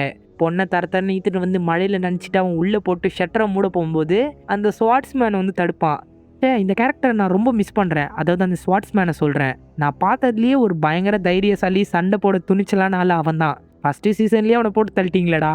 அதுக்கப்புறம் அந்த அம்மா ரவுடி கிட்ட நன்றியும் சொல்லியிருப்பாங்க. என்ன ஞாபகம் இருக்குல்ல, ப்ளீஸ் என் பிள்ளைய என்னையும் விட்டுருன்ற மாதிரி கேட்பாங்க. ஓடி போனதுக்கு தண்டனை வேணாமா, ஓடி போனா என்ன நடக்கும்னு காட்டுறோம் பாருன்ட்டு அவன் டென்டக்களை யூஸ் பண்ணி அந்த அம்மா நெஞ்சில குத்தி அந்த ஜெல்லியும் சேர்த்து குத்திடுவாங்க. அவங்க ரத்தம் ஒழுக கீழே விழுந்துருவாங்க. அந்த ஜெல்லி இல்ல அவனுக்கு ஒன்றும் ஆகாது. அவங்க அம்மா பக்கத்துல போய் கையை தூக்கி தூக்கி பார்ப்பான். கடைசியில் அவங்க இறந்தே போயிடுவாங்க. இதை பார்த்து அந்த பொண்ணு அழுதுகிட்டே பயங்கரமா ஒரு சத்தத்தை எழுப்புவாங்க. அடுத்த நிமிஷம் இங்க இருக்கிற லைட் எல்லாம் அம்ஜி அம்ஜி எரியுது. இவளோட கண்ட்ரோல்ல இருக்க எல்லா மான்ஸ்டர்ஸும் ரவுடியை சுத்தி வளைக்குது. அவனா சும்மா கிடையாது, டென்டக்களை எடுத்து எல்லாரையும் தாக்க ட்ரை பண்றதோடயே இந்த சீசன் 3யோட எபிசோட் 6ஐயும் முடிக்கிறாங்க. இப்போ ஸ்வீட் ஹோம் சீசன் 3யோட எபிசோட் 7. ஆரம்பத்திலேயே கண்ணாடி போட்டவன் செத்த ஒரு உடம்புல இருந்து கையை எடுத்து அவனோட கையோட அட்டாச் பண்ணிக்கிறான். அவனுக்கு தான் கை இல்லைல்ல. கோட்டு போட்டவர் அங்கே வந்தோடனே பாத்தீங்களா எனக்கு ஒரு கை கடிச்சிச்சின்னு சந்தோஷமா பேசுவான். இங்கேருந்து போயிடு. ஏன் என்னாச்சு? அவர் உன்னை கொல்ல சொல்லியிருக்காரு. என்னால உன்னை கொல்ல முடியாது, ஒழுங்கா இங்கேருந்து தப்பிச்சு போயிடு. அவன் ஒரு மாதிரி கண் கலங்கிட்டு, நம்ம ஒரே டீமா இருந்தோம், அவர் சொன்ன எல்லா வேலையும் நான் செஞ்சேன். அப்போ அவரோட பவர் யூஸ் பண்ணி கட்டுறாரு. கை ஃபுல்லா அப்படியே கற்களா வருது. ஒழுங்கா இங்கேருந்து போயிடு, இல்லைன்னா நானே உன்னை கொன்றுவேன்ற மாதிரி சொல்லிட்டு போறாரு. ஒரு நாள் வேணா பாருங்க, அவன் உங்களையும் கொன்றுவான்ற மாதிரி இவன் சொல்லிக்கிட்டு இருப்பான். கோவத்துல கீழே போயிட்டு இருக்கிற கரண்ட் ஒயர் எல்லாத்தையும் பிச்சு போட்டுன்னு இருக்கான். இங்க ஆர்மிக்காரங்க இருக்கிற இடத்துல லைட் அம்ஜி அம்ஜி எரியுது. ரெண்டாவது சோல்ஜர் ஜெனரல் கிட்ட போயிட்டு, இதுவும் நம்ம பிளான்ல இருக்கா என்ன? பிளான்ல இல்ல, ஆனா இது நமக்கு யூஸ்ஃபுல்லா தான் இருக்கும். அப்போ கால் உடஞ்ச ஒரு ஓடி வந்து, நம்ம சீக்கிரம் போய் ஆகணும், இன்ஃபெக்ஷன் எல்லார்கிட்டையும் வேகமா பரவிட்டு இருக்குன்ற மாதிரி சொல்றாரு. மேப்பை கொடுத்து இதுல இருக்கிற வழி மூலமா மக்கள் எல்லாரையும் பாதுகாப்பா கூட்டின்னு போ, நானும் பின்னாடியே வந்துட்டு இருக்கேன்னு சொன்னோன்னே அவர் லீட் பண்ணி எல்லாரையும் கூட்டின்னு போயிட்டு இருக்காரு. அப்படியே வெளியே டாக்டரை காட்டுறாங்க. மயக்கத்துல இருந்து இப்பதான் எழுந்துக்கிறாரு. சீஃப் அடிக்கும் போது தான் மயக்கம் போட்டு விழுந்திருப்பான். பார்த்தா வில்ல அங்க நின்றுட்டு இருக்கான். கோட்டு போட்ட ஒரு பொண்ணை இழுத்துக்கிட்டு வராரு. நீ தானே என் ஃப்ரெண்டோட பொண்ணு, எப்படி இருக்க, நல்லா இருக்கியா? என்னோட பேர் இதுன்ற மாதிரி கையை நீட்டுவாரு. உன்னோட கையும் கூடு தொடுன்ற மாதிரி பக்கத்துல போவாரு. கோட்டு போட்டவர் பின்னாடி அந்த பொண்ணை இழுத்துருவா. நீ சொன்னது கரெக்ட் தான், வலி தானே என்னை இந்த உடம்புல இருந்து வெளியே கொண்டு வரும். நீ என்னோட பெஸ்ட் ஃப்ரெண்டு, உன்னோட சாவு எனக்கு ரொம்ப வலியை தரும் அப்படின்ட்டு நெருப்புல தள்ள ட்ரை பண்றான். என்ன விளையாடுறியா நீ? என்னைய கொல்ல போறியா? நான் உனக்காக நிறைய உதவி பண்ணியிருக்கேன். உதவியா? இது வரைக்கும் என்னை இருட்டில் போட்டு நீ டார்ச்சர் பண்ணியிருக்க, ரிசர்ச் பண்றன்ற பேர்ல. அப்புறம் என்கிட்ட ஒரு சில உண்மையை மறைச்சிருக்க அப்படின்ட்டு வயிற்றுல கையை வைக்கிறாரு. அப்படியே கையை வயிற்றுக்குள்ள விட்டு அந்த மருந்து பாட்டில உருவி எடுப்பான் பாருங்களேன். டாக்டர் வலி தாங்காம கீழே வந்து துடிச்சிக்கிட்டு இருப்பான். ஏன் நான் மட்டும் இன்ஃபெக்ஷன் ஆகவே இல்லை, உனக்கு மட்டும் ஏன் இது கிடைச்சது? எனக்கும் மான்ஸ்டரா மாறணும்னு ஆசை, ப்ளீஸ் என்னை தொடு, என்னை மான்ஸ்டரா மாத்துன்ற மாதிரி அந்த பொண்ணுகிட்ட கீழே விழுந்து தவழ்ந்து கெஞ்சிக்கிட்டு இருப்பாரு. உனக்கு அதுக்கு தகுதி இல்லடா அப்படின்ட்டு அவனை பிடிச்சி நெருப்புல தள்ளி விட்டுறான். அவன் எரிஞ்சு செத்து போயிடுறான். அடுத்து சோல்ஜர் எல்லாரையும் கூப்பிட்டு போகும்போது ஒரு சைட்ல மான்ஸ்டரா மாறின நிறைய பேர் இருக்காங்க. வேற சைடா எல்லாரையும் அமைதியா கூப்பிட்டு போறாரு. நல்ல ஆர்மிக்காரனுக்கு மட்டும் அந்த பக்கம் ஏதோ ஒரு சவுண்டு கேக்குது. அந்த மான்ஸ்டர்ஸ்க்கு நடுவுலயே நடந்து போய் பாக்குறான். அங்கேதான் மேக்கப் போடுற பொண்ணு இருக்கா. ஓடி போகவும் தைரியம் இல்லாம, சுட்டுக்கவும் தைரியம் இல்லாம கண்ணை கழுத்துல வச்சுக்கிட்டு இருக்கா. அவன் போய் கண்ணை வாங்கிட்டு, நான் இருக்கேன் பயப்படாதுன்னு சொன்ன உடனே மேல சஞ்சிட்டு அழ ஆரம்பிச்சிடுறா. எந்திரி, நம்ம இங்கேருந்து போலான்ட்டு அவன் அந்த பொண்ணை காப்பாத்தி கூப்பிட்டு போயிட்டு இருக்கான். இங்க எல்லா மக்களும் லைனா போகும்போது கூட்டத்துல ஒருத்தன் தொப்பி போட்டுக்கிட்டு வினோதமா நடந்து வந்துகிட்டு இருக்கான். மறுபடியும் வில்லனை காட்டுறாங்க. கோட்டு போட்டவங்க கிட்ட போயிட்டு, நான் கொடுத்த வேலையை முடிச்சிட்டியா நீ? எல்லாத்தையும் முடிச்சிட்டேன் சார்ன்ற மாதிரி சொல்வான். அப்போ உன்னோட தயமா எனக்கு இதுக்கப்புறம் தேவையில்லைன்ட்டு அவனையும் குத்தி கொண்டு நெருப்புக்குள்ள தூக்கி போட்டுறான். இப்போ நம்மளோட டர்ன், வா போலான்ட்டு அந்த பொண்ணோட கையை பிடிச்சி அந்த நெருப்புக்குள்ள இழுத்துக்கிட்டு போறான். இவனோட உடம்ப காயப்படுத்திக்கிறான், முழுசா எரிச்சிக்கல. வலி உயிர் போற அளவுக்கு அவனுக்கு ஏற்பட்டாலே அவன் அந்த உடம்பு விட்டு வெளியே வந்துடலான்ட்டு கரெக்டா நெருப்புக்குள்ள பாதி தூரம் போன உடனே ஜெல்லியா மாதிரி அந்த பொண்ணோட உடம்புக்குள்ள போய் ஃபுல்லா அவளோட உடம்ப கண்ட்ரோல்ல எடுத்துக்கிட்டான். இதுக்கப்புறம் தான் ஹீரோவும் அண்ணங்காரனும் கேம்புக்கு வராங்க. இருட்டியே போயிடுச்சு. அந்த இடத்துக்குள்ள சுத்தி சுத்தி பார்த்தா ஆட்களே இருக்க மாட்டாங்க. என்ன வினோதமா இருக்கு, ஒரு இடத்துல ஃபுல்லா ரத்தமா இருக்கும். அந்த ஸ்பெஷல் இன்ஃபெக்ஷன் பொண்ணோட ரத்தம் தான் அது. அங்கேருந்து அவ தப்பிச்சு போயிட்டாப்புல இருக்கு. நல்லா ஆரம்பிக்கிற அந்த பொண்ணு கூப்பிட்டு போயிட்டு இருக்கும்போது அந்த பொண்ணு கோவமா, நீ என்னை விட்டு போயிட்ட, இங்கேருந்து போனதுக்கு நீ முதல்ல மன்னிப்பு கேட்டே ஆகணுன்ற மாதிரி சொல்லுவா. இவ தான் ஒன் சைடா இவனை லவ் பண்ணிக்கிட்டு இருக்காள. சரி, நான் போனதுக்கு மன்னிப்பு கேட்டுக்கிறேன், நீ யார் கூட போன? அந்த பொண்ணு கூட தானே போனேன்ட்டு ஹீரோனியோட பேரை சொல்லுவா. இவன் சொல்ல வருவான், இல்ல சொல்லாத, எனக்கு தெரிஞ்சுக்க விருப்பமே இல்லைன்ட்டு முன்னாடி நடந்து போவா. திடீர்னு எதையோ பார்த்து ஷாக்கா நிக்கிறா. யாருன்னு பார்த்தா அந்த ஸ்பெஷல் இன்ஃபெக்ஷனான பொண்ணு தான். இவ சாதாரண பொண்ணு இல்ல, இவளும் அந்த கூட்டத்துல ஒருத்திதான்ற மாதிரி சொல்லிக்கிட்டு இருக்கா. அப்புறம் இவங்க இன்ஃபெக்ஷனான எல்லா ஆட்களையும் பாக்குறாங்க. ஹீரோக்கு வந்து புரிஞ்சிருச்சு அந்த பொண்ணோட வேலை தான் இதுன்ட்டு. உடனே அண்ணங்காரன் நம்ம பிரிஞ்சு போய் தேடுறதா நல்லது, அப்பதான் நம்மளால சீக்கிரம் வில்லனை கண்டுபிடிக்க முடியும்னு 2 பேரும் பிரிஞ்சு போய் தேடிட்டு இருக்காங்க. அப்போ ஹீரோ வந்து அந்த பொண்ணை பார்த்துட்டான். எதுக்கு உனக்கு வரதுக்கு இவ்வளவு நேரம் ஆச்சு? உன்னோட அம்மாவும் உன்னை தேடிதான் வந்தா, அவ இங்க இருக்காளா? இங்கதான் இருக்காங்க. இவங்க எல்லாரையும் நீ ஏன் மான்ஸ்டரா மாத்தினன்ற மாதிரி கேட்டா, என்னோட தேவைக்காக மாத்தினேன். என் அம்மாவை தானே பார்க்கணும்னு சொன்னேன், வா நான் கூப்பிட்டு போய் காட்டுறேன்ற மாதிரி கூப்பிட்டு போறான். அதாவது அவன் வில்லன் தான், ஹீரோக்கு இன்னும் இந்த விஷயம் தெரியல, பின்னாடியே போய்கிட்டு இருக்கான். இங்க செகண்ட் சீஃப் வந்து அந்த பொண்ணுகிட்ட மருந்து தராரு. இதை எடுக்க போய் தான் அவனோட உயிரியை அவன் தியாகம் பண்ணான், தயவு செஞ்சு இதை வாங்கிக்க, அவனோட தியாகத்துக்கு ஒரு அர்த்தம் வேணுன்ற மாதிரி சொன்னோன்னே அந்த பொண்ணு அழுதுகிட்டு வாங்கிக்கிறா. இங்க அந்த ஃபாதரியார் வந்து நான் ஒரு பொண்ணை தேடிக்கிட்டு இருக்கேன், அவ இங்க வரவே இல்லை, அவளை கூப்பிட்டு வரலையா நீங்கன்ற மாதிரி கேட்கிறாரு. நான் முதல்ல இந்த பாதிக்கப்பட்ட பொண்ணை தான் இவர் தேடுறாருன்னு நினைச்சேன். இல்ல, இவர் வேற ஒரு பொண்ணை தேடிட்டு இருக்காரு. முதல்ல நீ உன் உயிரை காப்பாத்திக்கின்ற மாதிரி சொல்லிட்டு அவர் அங்கேருந்து போயிடுறாரு. ஆனா இவர் தனியாலாம் அந்த பொண்ணை தேடிட்டு போயிட்டு இருக்காரு. இவர் எந்த பொண்ணை தேடுறாரு தெரியுமா? மேக்கப் போடுற பொண்ணோட ஃப்ரெண்ட் இருக்கால, அவதான். அவ வந்து இவர் ப்ரே பண்ற இடத்துல தான் உட்காந்து அவர் பாதுகாப்பா இருக்கணும், அவர் என்னை தேடி கண்டிப்பா வருவாரு, அப்பதான் நான் போவேன்ற மாதிரி வேண்டிக்கிட்டு இருக்கா. அப்போ அந்த இடத்துல இன்ஃபெக்ஷன் ஆனவன் வந்துட்டு, நீ மட்டும் இங்க தனியா இருக்க, மத்தவங்களாம் எங்க தெரியல, அவங்களாம் வீட்டுக்கு போயிட்டாங்கன்னு நினைக்கிறேன்ற மாதிரி சொல்லுவா. அப்போ நீ எனக்காக வெயிட் பண்ணிட்டு இருந்தியான்ட்டு வினோதமா நடந்து அந்த பொண்ணை தாக்கிக்கிட்டு இருப்பா. அந்த பொண்ணு கத்துற சத்தம் தான் கேக்குது. ஃபாதரியார் வேகமா ஓடி வந்தாங்க, பார்த்தா கீழே விழுந்து கிடக்குறான். இவளே நல்லா அடிச்சிருப்பா போல இருக்கு. உடனே ஒரு கண்ணாடி பாட்டில் எடுத்து அவன் மண்டையிலே அடிச்சு உடச்சிட்டு மோங்கி குத்துன்னு குத்திக்கிட்டு இருக்காரு. வேணா போதும் நிறுத்துன்ட்டு அவரோட பேரை சொல்லி கட்டி பிடிச்சிக்கிறாங்க. நீ வருவன்ட்டு எனக்கு தெரியும், என்னை மன்னிச்சிடுன்ற மாதிரி பேரை சொல்றா. அப்படியே ஒரு பிளாஷ்பேக் சீனை கட்டுறாங்க. எனக்கு இது புரியல, இதை நான் வந்து கடந்து கூட போயிடலாம், ஆனா எனக்கு என்ன விஷுவலா காட்டுறாங்களோ அதை சொல்லணும்ட்டு நான் கடமைப்பட்டிருக்கேன். இவங்க 2 பேரும் ஒன்னாதாங்க இந்த கேம்புக்கு வந்திருக்காங்க. ஒருவேளை இவங்க 2 பேரும் ஹஸ்பண்ட் அண்ட் ஒய்ஃபா இருக்காங்கன்னு நினைக்கிறேன். நம்ம இங்கிருந்து போயிடலாமான்ற மாதிரி அந்த பொண்ணு கேட்கறா. வேற வழி இல்ல, நம்ம அந்த இடத்துக்கு தான் போகணுன்ற மாதிரி இவர் சொல்றாரு. அப்போ இவளோட கண்ணு மான்ஸ்டர் கண்ணு மாதிரி மாறி தெரியுது. இவருக்கு தெரியுதா இல்ல அவ மான்ஸ்டரா மாட்டாளான்னு தெரியல. வேகமா காரை கொண்டு போறா. போதும் நிறுத்துன்ற மாதிரி அவர் சொல்றாரு. காரை ஒரு இடத்துல முட்டி ஆக்சிடென்ட் ஆகி தான் நிறுத்துறா. கீழே இறங்கி அவரை காப்பாத்துங்க ப்ளீஸ், நான் அவரை லவ் பண்றேன், காப்பாத்துங்கன்னு அழுதுகிட்டு இருக்கா. அதுக்கப்புறம் தான் இவங்க 2 பேரும் இந்த கேம்புக்கு வந்திருக்காங்க. இதுல இருந்து எனக்கு என்ன தெரியுதுன்னா, இவங்க 2 பேரும் ஹஸ்பண்ட் அண்ட் ஒய்ஃப் தான். ஏதோ ஒரு மனக்கசப்புல பிரச்சனை ஏற்பட்டிருக்கு. இந்த இடத்துக்கு வந்து அவங்க 2 பேரும் பேசாமலே இருந்திருக்காங்க. முக்கியமா இவர் தான் இந்த பொண்ணு மேல கோவமா இருந்திருக்காரு போல இருக்கு. அந்த மன்னிப்பு கேட்கிற விதமா தான் அவ இப்படி எல்லாம் பண்ணிக்கிட்டு இருந்திருக்கா. கடைசியில இவங்க 2 பேரும் ஒண்ணு சேர்ந்துட்டாங்க. அடுத்து சீஃப் வந்து வழி பார்த்துக்கிட்டு இருக்காரு டார்ச் அடிச்சு. அப்போ இவருக்கு இன்ஃபெக்ஷன் முத்திருச்சு போல இருக்கு. அவரோட முகமே க்ளோஸ் அப்ல தெரியுது. அங்கிருந்து ஒருத்தன் ஓடி வந்து நான் எக்ஸிட்டை கண்டுபிடிச்சிட்டேன்ற மாதிரி சொல்லுவான். சரி அப்போ மக்களை சீக்கிரம் கூப்பிட்டு போங்கன்னு சொல்லும் போதே அவரோட மூக்குல இருந்து பயங்கரமா ரத்தம் ஊத்திக்கிட்டே இருக்குங்க. இதை பார்த்தோன்னே பாதி மக்கள் எக்ஸிட் வழியா போய்கிட்டு இருக்காங்க. சில பேர் வந்து இவருக்கு முன்னாடி பயந்து நின்னுகிட்டு இருக்காங்க. உங்களுக்கு எதுவும் ஆகாது சார், கண்ட்ரோல் பண்ணுங்கன்ற மாதிரி அவன் கூட நின்று சொல்லிக்கிட்டு இருக்கான். அப்போ இவர் அந்த தொப்பி போட்டவனை பாத்துறாரு. கண்ணாடி போட்டவன் தான் இவங்களோட சேர்ந்து எஸ்கேப் ஆக ட்ரை பண்றான். உன்னை வெளியே போக விடவே மாட்டேன்ற மாதிரி சொல்றாரு. இவர் சொல்றதை எல்லாருமே தப்பா நினைச்சுக்கிறாங்க. ஒரு பாம்பு எடுத்துட்டு எல்லார் பக்கத்துலயும் போக ட்ரை பண்ணும்போது செகண்ட் சீஃப் தான் பிடிச்சிக்கிறாரு. இப்படி பண்ணாதீங்கன்ட்டு வேகமா தள்ளி விடுவார் பாருங்களேன். அவர் பின்னாடி போய் அப்படியே வெடிச்சு சதறிறாரு. அண்ணங்கார அந்த இடம் ஃபுல்லா தேடிட்டு இருக்கான். அப்போ இன்ஃபெக்ஷன் ஆன சில பேர் இவங்க கூட சண்டை போட வருவாங்க. இவன் தான் சூப்பரா சண்டை போடுவானே, ஹீரோட ரக்கையை வச்சு எல்லாரையும் போட்டு தள்ளிடுவான். அப்போ அந்த பையன் ஜெல்லியா மாறினால அவன் வந்து இவனுக்கு வழி காமிச்சு அது ஒரு இடத்துக்கு கூப்பிட்டு போய்கிட்டு இருக்கான். அடுத்து வெடிச்ச அந்த ஜெனரலை காட்டுறாங்க. அவர் அந்த எக்ஸிட்லயே ஒரு ஐஸ் பால் மாதிரி உருமாறிட்டு இருக்காரு. உருமாறி உள்ளே மறைஞ்சு போறாரு. இவங்க 2 பேரும் பேசின விஷயத்த தான் அவர் யோசிச்சு பார்த்துக்கிட்டு இருக்காரு. அப்படியே வெளியே காமிச்சா அந்த பொண்ணு நெருப்பாண்ட கூப்பிட்டு வந்திருக்கா. உன் அம்மா எங்க இருக்கா? அவ இறந்துட்டாளா? ஆமா, அவங்க இறந்துட்டாங்க. அதுக்கு யார் காரணம்? நான் தான், என் கையால கொன்னேன். எப்படி இருக்க நண்பா, என்ன மறந்துட்டியான்ற மாதிரி கேக்குறான். இதை கேட்டோட ஹீரோக்கு புரிஞ்சு போச்சு வில்லன் தான் உடம்புக்குள்ள இருக்கான்ட்டு. ஏன்னா இதே மாதிரிதான் அவன் பேசுவான். நீ உள்ளதான் இருக்கன்னு எனக்கு தெரியும், கொஞ்சம் பொறுத்துக்க, நான் வந்து உன்னை காப்பாத்துறேன்ட்டு அந்த பொண்ணோட கையை பிடிச்சி உடம்புக்குள்ள போறான். அதாவது இவனாலதான் மைண்ட் லெவல்ல போக முடியும்ல. அந்த மைண்டுக்குள்ள போய் பார்த்தா ஃபுல்லா காடு மாதிரி இருக்கு. அந்த பொண்ணை வந்து வேர்கள் சுத்திக்கிட்டு இருக்கு. காப்பாத்த இவன் ட்ரை பண்ணா இவனையும் வேர்கள் பிடிச்சி நெரிச்சு தூக்கிடுது. அப்போ அந்த இடத்துல உண்மையான வில்லன் வரான். யார் நீ? இது வரைக்கும் உன்னை பார்த்ததே இல்லையன்ற மாதிரி ஹீரோ கேட்பான். ஓ, என்னோட ஒரிஜினல் உருவத்தை நீ பார்த்தது இல்லைல்ல? ஃபயர் ஃபைட்டருக்கு ஹஸ்பண்டு, அந்த டாக்டருக்கு ஃப்ரெண்டு, அப்புறம் இந்த பொண்ணுக்கு அப்பாவும் நான் தான். அவளை நான் எப்படியாவது காப்பாற்றி தருவேன். அப்படியா? அதுக்கு வாய்ப்பே கிடையாது. இதுக்கப்புறம் நான் தான் இந்த உடம்பு ஆள போகிறேன். உன்னால முடிஞ்ச ஒன்ன காப்பாத்திக்கடான்ட்டு அவனோட கழுத்தையும் நெரிச்சுக்கிட்டு இருப்பான். அப்போ திடீர்னு அவனோட இதயத்து பக்கத்துல யாரோ குத்துன மாதிரி இருக்கும். ரத்தம் கசியுது.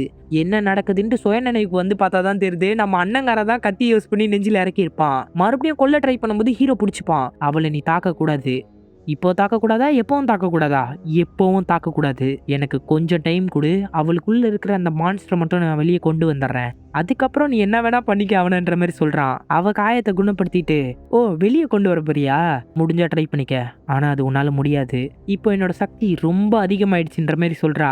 அப்போ திடீர்னு இவ இன்ஃபெக்ஷன் பண்ண எல்லா ஆட்களும் ஓடி வருவாங்க பாருங்களேன். ஹீரோவையும் அண்ணங்காரனையும் சுத்து போட்டாங்க. "உன்னோட பெஸ்ட்ட காட்டு. நான் பார்க்கணுன்ற மாரி வில்லத்தனமா சிரிக்கிறா. இவங்க 2 பேரும் என்ன பண்ண போறோம்னு புரியாம முழிச்சுக்கிட்டு இருக்காங்க. இதோட சீசன் 3யோட எபிசோட் 7யும் முடிக்கிறாங்க. இப்போ சீசன் 3யோட எபிசோட் 8. ஆரம்பத்திலேயே எல்லார் கூடயே இவனுங்க 2 பேரும் மாறி மாறி சண்டை போட்டுட்டு இருக்காங்க. கொல்லக்கூடாதுன்னு தான் ட்ரை பண்றாங்க. ஏன்னா இவங்க மனுஷங்க தானே. கத்திய தூக்கி எரிஞ்சு அந்த பொண்ணை கொன்னுடலான்ற மாதிரி அண்ணங்கிற ட்ரை பண்ணா, இல்ல நிறுத்து, நான் அவளை கொல்லக்கூடாதுன்னு சொல்லியிருக்கேன். அப்போ நீயே சொல்லு எப்போ கொல்லணும்ட்டு. கொஞ்சம் டைம் குடுறா, சொன்னா கேள்றான்ற மாதிரி ஹீரோ சொல்லுவான். சரி நகர்ந்து போ, மிதி பெரியாவது சமாளிக்கிறேன்ட்டு மாறி மாறி 2 பேரும் சண்டை போட்டுன்னு இருக்காங்க. அப்போ பறக்கிற ஒரு வேம்பயர் வந்து ஹீரோவை தூக்கிட்டு போகுதுங்க. ஹீரோவும் சமாளிச்சுக்கிட்டு இருக்கான். அண்ணங்காரன் ஹீரோ சொல்றதெல்லாம் கேட்க மாட்டான் போல இருக்கு. அந்த பொண்ணு பக்கத்துல போகும்போது கத்தியை தூக்கி எறிறான். வில்லனும் அவனோட பவரை யூஸ் பண்றான். ஆனா அதை அந்த பொண்ணு கண்ட்ரோல் பண்றா போல இருக்கு. மறுபடியும் அந்த டென்டகல்ஸ் கைக்குள்ளேயே போயிடுது. அவளோட நெஞ்சு பக்கத்துல அந்த கத்தி குத்திக்குது. ஹீரோ இதை பார்த்தோன்னா அந்த வேம்பயர் கூட சண்டை போட்டு கீழே இறங்கிடுறா. அந்த பொண்ணோட உடம்புல இருந்து ஒரே ரத்தமா வருதுங்க.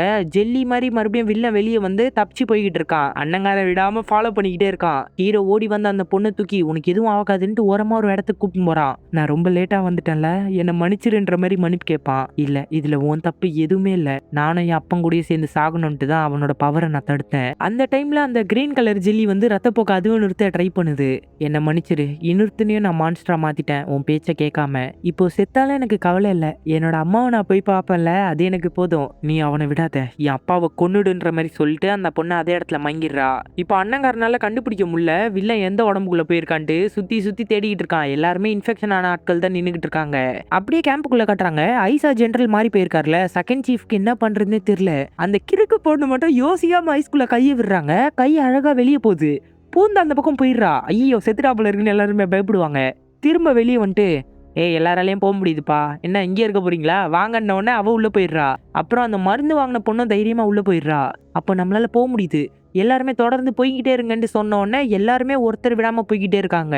கடைசி அந்த கண்ணாடி போட்டவன் மட்டும் உள்ள போக ட்ரை பண்ணா மான்ஸ்டர்ஸ் இங்கேருந்து போக முடியாதுன்ட்டு அப்படியே ஷார்ப்பா ஐஸ் மாதிரி குத்தி அவரை தாக்குது. அவனால போக முடியல. செகண்ட் சீஃப் பின்னாடி இருந்துகிட்டு, என்ன உன்னால போக முடியா, போ முன்னாடி போ போன்ற மாதிரி கத்திக்கிட்டே இருக்காரு. இவனால முடியல. திருப்பி முகத்தை பார்த்தவன தான் கண்டுபிடிக்கிறாரு. பாத்தீங்கல்ல அந்த ஜெனரல் இறந்து, அதாவது மான்ஸ்டரா மாறி கூட இவங்களுக்கு உதவி தான் பண்ணிக்கிட்டு இருக்காரு நினைச்ச மாதிரி. என்ன இங்கேருந்து போக விட மாட்டீங்களா, உங்களை கொல்றேன்ட்டு அவனோட பவரை யூஸ் பண்றான். அப்போ கூட அவர் ஐஸ் ஷீல்டை உருவாக்கி அவனை காப்பாத்துறாரு. பின்னாடி இந்த நல்ல ஆர்மிக்காரன் அவனோட கண்ணிலேயே ஷூட் பண்ணிடுறான். அந்த பொண்ணையும் அவன் கூப்பிட்டு வந்திருக்கான். அந்த பொண்ணு நல்லவ தான். இவனை நான் சமாளிச்சுக்கிறேன்ட்டு அவளோட டென்டக்களை யூஸ் பண்ணி அவனோட கையை பிடிச்சிக்கிறா. நீயும் என்ன கொல்ல வந்திருக்கியா, அப்போ வாங்க எல்லாருமே சேர்ந்து சாகலான்ட்டு மறுபடியும் அவனோட ஆசிட் பவர் யூஸ் பண்றான். செகண்ட் சீஃப் பைப் மேல ஏறி அவனோட கழுத்தை போட்டு லாக் பண்ணிட்டு எல்லாரும் இங்கேருந்து போயிடுங்கன்ற மாதிரி கத்திக்கிட்டு இருக்காரு. ஆனா சுத்தி ஆசிடா இருக்கு, யாரால போக முடியும்? அந்த பொண்ணு உடனே டென்டகல்ஸை நிறைய யூஸ் பண்ணி அந்த ஐஸை தாண்டி கொண்டு போயிடுறா. போங்க இது வழியா ஏறி போங்கன்ற மாதிரி சொல்றா. நீயே எங்க கூட வந்துருன்ற மாதிரி சொன்னா கேட்க மாட்டா. இவங்க அந்த டென்டகல்ல யூஸ் பண்ணியே 2 பேரும் நடந்து அந்த ஐஸை தாண்டுவாங்க. அந்த பொண்ணு முக்காவாசி அந்த ஆசிட்லயே முங்கிட்டா. செகண்ட் சீஃப் அவனோட வாயில பாம்பை வச்சு தள்ளி விட்டு அவரும் பைப்ல இருந்து ஜம்ப் அடிச்சிருவாரு. அந்த பொண்ணு அவனை போக விடாம பிடிச்சிக்கிறா. இவர் ஐஸ்ல இருந்து வெளியே வந்தோடனே பாம்பு வெடிச்சு சதுருது. அப்புறம் வெளியே காட்டுறாங்க. கோட்டு போட்டவன் நெருப்புக்குள்ள விழுந்து செத்து போயிருப்பான்ல, அவனோட உடம்ப வில்லன் கண்ட்ரோல் பண்ணிட்டு வெளியே நடந்து வரான். பார்க்கவே ரொம்ப கொடூரமா இருக்கான். ஆனா ஹீரோக்கு செம்ம கடுப்பு. அவனை தூக்கிட்டு அந்த நெருப்பை தாண்டியே குதிச்சு போட்டு நசுக்கி டார்ச்சர் பண்ணிக்கிட்டு இருப்பான். மறுபடியும் நெருப்புக்குள்ள தூக்கி போட்டோன்னா அவன் உருகி செத்துக்கிட்டு இருப்பான். ஓடுறா, தப்பிச்சு ஓடு, திரும்ப எந்த உடம்புக்குள்ள நீ ஓட போறன்ற மாதிரி செம்ம கோவமா ஹீரோ கேட்டுன்னு இருப்பான். மறுபடியும் அவன் லிக்விட் ஃபார்ம்ல வெளியே வந்து ஓடிக்கிட்டு இருப்பான். போத நிறுத்து, இதே மாதிரி பண்ணா அவனை கொல்ல முடியாது. அவன் வேற வேற உடம்புக்கு போயிட்டே இருப்பான். அவன் எந்த உடம்புக்குள்ள போனாலும் அதே உடம்போட அவனை வச்சு புதைக்கிறேன்டா. அவனை அழிக்கிறதுக்கு வேற ஒரு வழி இருக்குன்ற மாதிரி சொல்லுவான். என்ன வழின்ட்டு கேட்டா, என்னோட உடம்புக்குள்ள நான் அவனை எடுத்துக்கிறேன், உடம்புக்குள்ளேயே அவனை கண்ட்ரோல் பண்ணி இந்த நெருப்புக்குள்ள போய் ஃபுல்லா எரிஞ்சு நான் சாம்பலானா அவனும் என் கூட சேர்ந்து அழிஞ்சிருவான்ற மாதிரி சொல்லுவான். ஆனா நீயும் செத்துருவியே. நாங்க நியோ ஹியூமன்ஸ், நான் சாக மாட்டேன்னு உனக்கு தெரியாதா, இதுதான் ஒரே ஆப்ஷன், நான் சொன்னா கேளுன்ற மாதிரி சொல்றான். சரின்ட்டு ஹீரோவும் ஒத்துக்கிறான். பக்கத்துல பார்த்தா அந்த வில்லன் மறுபடியும் ரவுடியோட உடம்பையே கண்ட்ரோலுக்கு எடுத்துட்டு வந்துட்டான். அந்த உடம்பு லேசா காயம் தானே பட்டிருக்கோம், முழுசா அழிஞ்சிருக்காது. என்ன என் கூட சண்டை போட ரெடியான்ற மாதிரி வில்லத்தனமா பேசிட்டு இருக்கான். ஆனா இப்பதான் பயங்கரமான ஒரு ட்விஸ்ட்.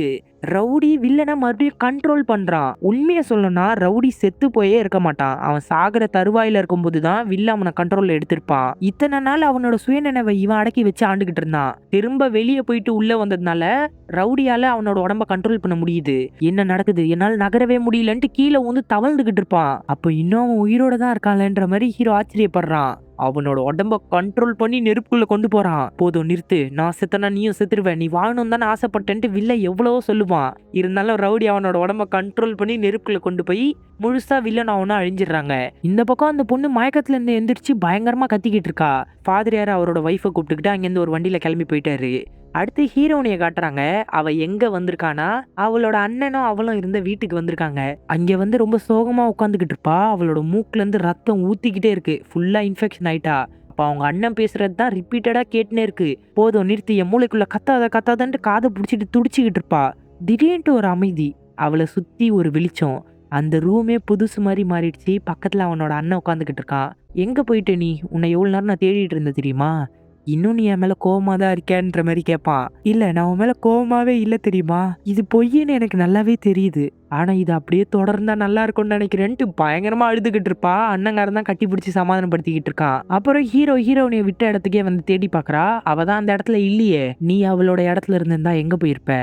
எனக்கு தெரிஞ்சு அவ நியோ ஹியூமன்ஸ் இருக்கிற இடத்துக்கு கூட போயிருக்கலாம்னு நினைக்கிறேன். நான் அவளை தேட போறேன். சரி தேடு. உனக்கு கொஞ்சம் கூட எமோஷன்ஸே இல்லைல்ல, அதனால தான் வலி எப்படி இருக்குன்னு கூட உனக்கு தெரியல. அவன் உன் மேலே ரொம்பவே பாசமாக இருந்தா.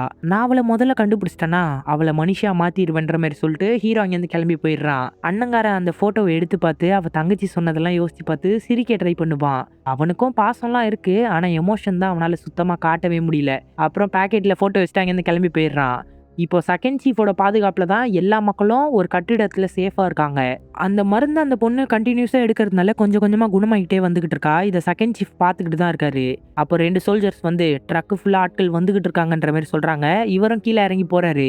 அவர் தண்ணியே இல்லாமல் மருந்து சாப்பிட்டுன்னு இருப்பா. அவர் தண்ணி வச்சுட்டாங்க கிளம்பி போயிட்டு இருக்காரு. போய் வெளியே பார்த்தா 2 பொண்ணுங்களும் எட்டி எட்டி பார்த்துக்கிட்டு இருக்காங்க. நல்ல ஆர்மிக்காரன் தான் இந்த ட்ரக்கை ஓட்டுன்னு வந்துட்டு இருக்கான். அங்க இருந்த எல்லா மக்களையும் ரெஸ்கியூ பண்ணி கூப்பிட்டு வந்திருக்காங்க. இன்னும் கரெக்டா சொன்னோம்னா அந்த பொண்ணால மான்ஸ்டர்ஸா மாத்தப்பட்ட எல்லாருமே மறுபடியும் மனுஷங்களா மாத்தப்பட்டிருக்காங்க ஹீரோவால. நல்ல ஆர்மிக்கார கீழே இறங்கினோடனே மேக்கப் போடுற பொண்ணு ஓடி போய் கட்டி பிடிச்சிக்கிறா. இதை பார்த்தோன்னா அந்த பொண்ணுக்கு சமக்கவும் வழியை விட்டு போட்டு ஹீரோவை தள்ளிட்டு அங்கிருந்து கடுப்பா போயிடுறா. ரொம்ப நல்ல வேலை பண்ணியிருக்க, ரொம்ப நன்றின்ற மாதிரி ஜென்ரல் ஹீரோ கிட்ட சொல்றாரு. அங்கே ஃபேமிலியே எல்லாருமே வந்து ஹீரோக்கு நன்றி சொல்லிட்டு போயிட்டு இருக்காங்க. நம்ம இங்கேருந்து தூரமாக போனால் நல்லது சார், ஏன்னா மான்ஸ்டர்ஸ் இந்த இடத்துலையும் இருக்குன்ற மாதிரி நல்லா ஆரம்பிக்கிற சொல்லுவான். எல்லாருமே இங்கேருந்து தூரமாக போனோம். சரி, அவள் எங்கே போனா, ஹீரோனி எங்கன்ற மாதிரி அந்த பொண்ணு கேட்டுன்னு இருப்பா. அவள் எங்கே போயிருப்பான்ட்டு எனக்கு ஒரு கெஸ் இருக்கு. அந்த இடத்துக்கு நம்ம போனால் சேஃபாக இருக்கலான்ற மாதிரி ஹீரோ சொல்கிறான். அடுத்த சீன்லேயே எல்லாருமே நடந்து போயிட்டு இருக்காங்க. ஆர்மிக்காரங்க தான் ப்ரொடெக்ஷனுக்கு கூப்பிட்டு போயிட்டு இருக்காங்க. இவங்க எங்கே போகிறாங்கன்னு பார்த்தீங்கன்னா சுற்றி நிறைய கூட்டமாக ஆட்கள் நின்றுக்கிட்டு இருக்காங்க, தனித்தனியாக வானத்தை பார்த்துக்கிட்டு. இவங்க எல்லாருமே நியோ ஹியூமன்ஸ், அதாவது ஹீரோனியோட அண்ணன் மாதிரி. இவங்க பக்கத்துல தான் மான்ஸ்டர்ஸ் நெருங்கவே நெருங்காதே. இவங்களுக்கு எமோஷன்ஸ் மட்டும் தான் கிடையாது, மிச்சபடி இவங்க மனுஷங்க மாதிரி தான். இவங்க கூட சேர்ந்து வாழலான்ட்டு சில பேர் முடிவு எடுத்து அங்கேயே வாழ்ந்துட்டு இருக்காங்க. சில பேர் இவங்க கூட சேர மாட்டேன்னு தனிச்சு போய் வாழ்ந்துகிட்டு இருக்காங்க. அப்புறம் அந்த பையன் ஒரு பொண்ணு கூட பேசிக்கிட்டு இருக்கான். அந்த பொண்ணோட கையில ஒரு காயம் வேற இருக்கு. ஒருவேளை ஃபயர் ஃபைட்டரோட பொண்ணா இருக்குமோ? அவ சாகல போல இருக்கு. அவளோட முகத்தை மட்டும் காட்டவே இல்லை. எல்லாருமே ஒரு வழியா சந்தோஷமா இருக்காங்க. ஆனா என்னால ஒருத்தியை கண்டுபிடிக்க முடியலன்ட்டு ஹீரோ முதல்ல தற்கொலை பண்றதுக்காக ஒரு இடத்துல நிப்பான் தெரியுமா, அங்க வந்து நின்றுகிட்டு இருக்கான். பின்னாடியே அண்ணங்கார வந்துட்டு அவளை கண்டுபிடிச்சிட்ட போல இருக்குன்ற மாதிரி சொல்றான். 2 பேரும் பின்னாடி திருப்பி பார்த்தா அவன் மேல இருந்து ஹீரோவை வான் பண்ணிருப்பா தெரியுமாங்க, அதே இடத்துல நின்றுகிட்டு இருக்கா. இவளும் நியோ ஹியூமனா மாறிட்டாப்புல இருக்கு. ஏன்னா அவளோட முகத்துல எந்த ஒரு எமோஷன்ஸும் இல்லை. இதை பார்த்து ஹீரோவும் அண்ணங்காரனும் ரொம்பவே சந்தோஷப்படுறாங்க. இப்படிதான் மக்கள் எல்லாருமே அவங்களுக்கான அழகான வாழ்க்கைகளை அமைச்சிட்டாங்க. காலங்கள் ஓடிக்கிட்டே தான் இருக்கும். இந்த காலத்து மூலமா நாங்க எல்லாருமே மீண்டு வருவோம். இதுதான் எங்களோட ஸ்வீட் ஹோம் அப்படி சொல்றதோடையே இந்த சீசன் 3யோட கடைசி 8th எபிசோடையும் முடிக்கிறாங்க. இது வந்து பரபரப்பா பயங்கரமா போகும்னு நான் எதிர்பார்த்தேன். இந்த சீரீஸ் வந்து கொஞ்சம் ஆவரேஜா கொண்டு போய் முடிச்சிட்டாங்களோன்னு எனக்கு தோணுது. இது வரைக்கும் நம்ம சேனலை சப்ஸ்கிரைப் பண்ண பார்த்துருந்தீங்கன்னா சப்ஸ்கிரைப் பண்ணிக்கோங்க. சோஷியல் மீடியாவில் நம்மளை ஃபாலோ பண்ணாதவங்க டிஸ்கிரிப்ஷனில் லிங்க் கொடுத்துருக்கா, அதை யூஸ் பண்ணி ஃபாலோ பண்ணிக்கோங்க. தேங்க்யூ.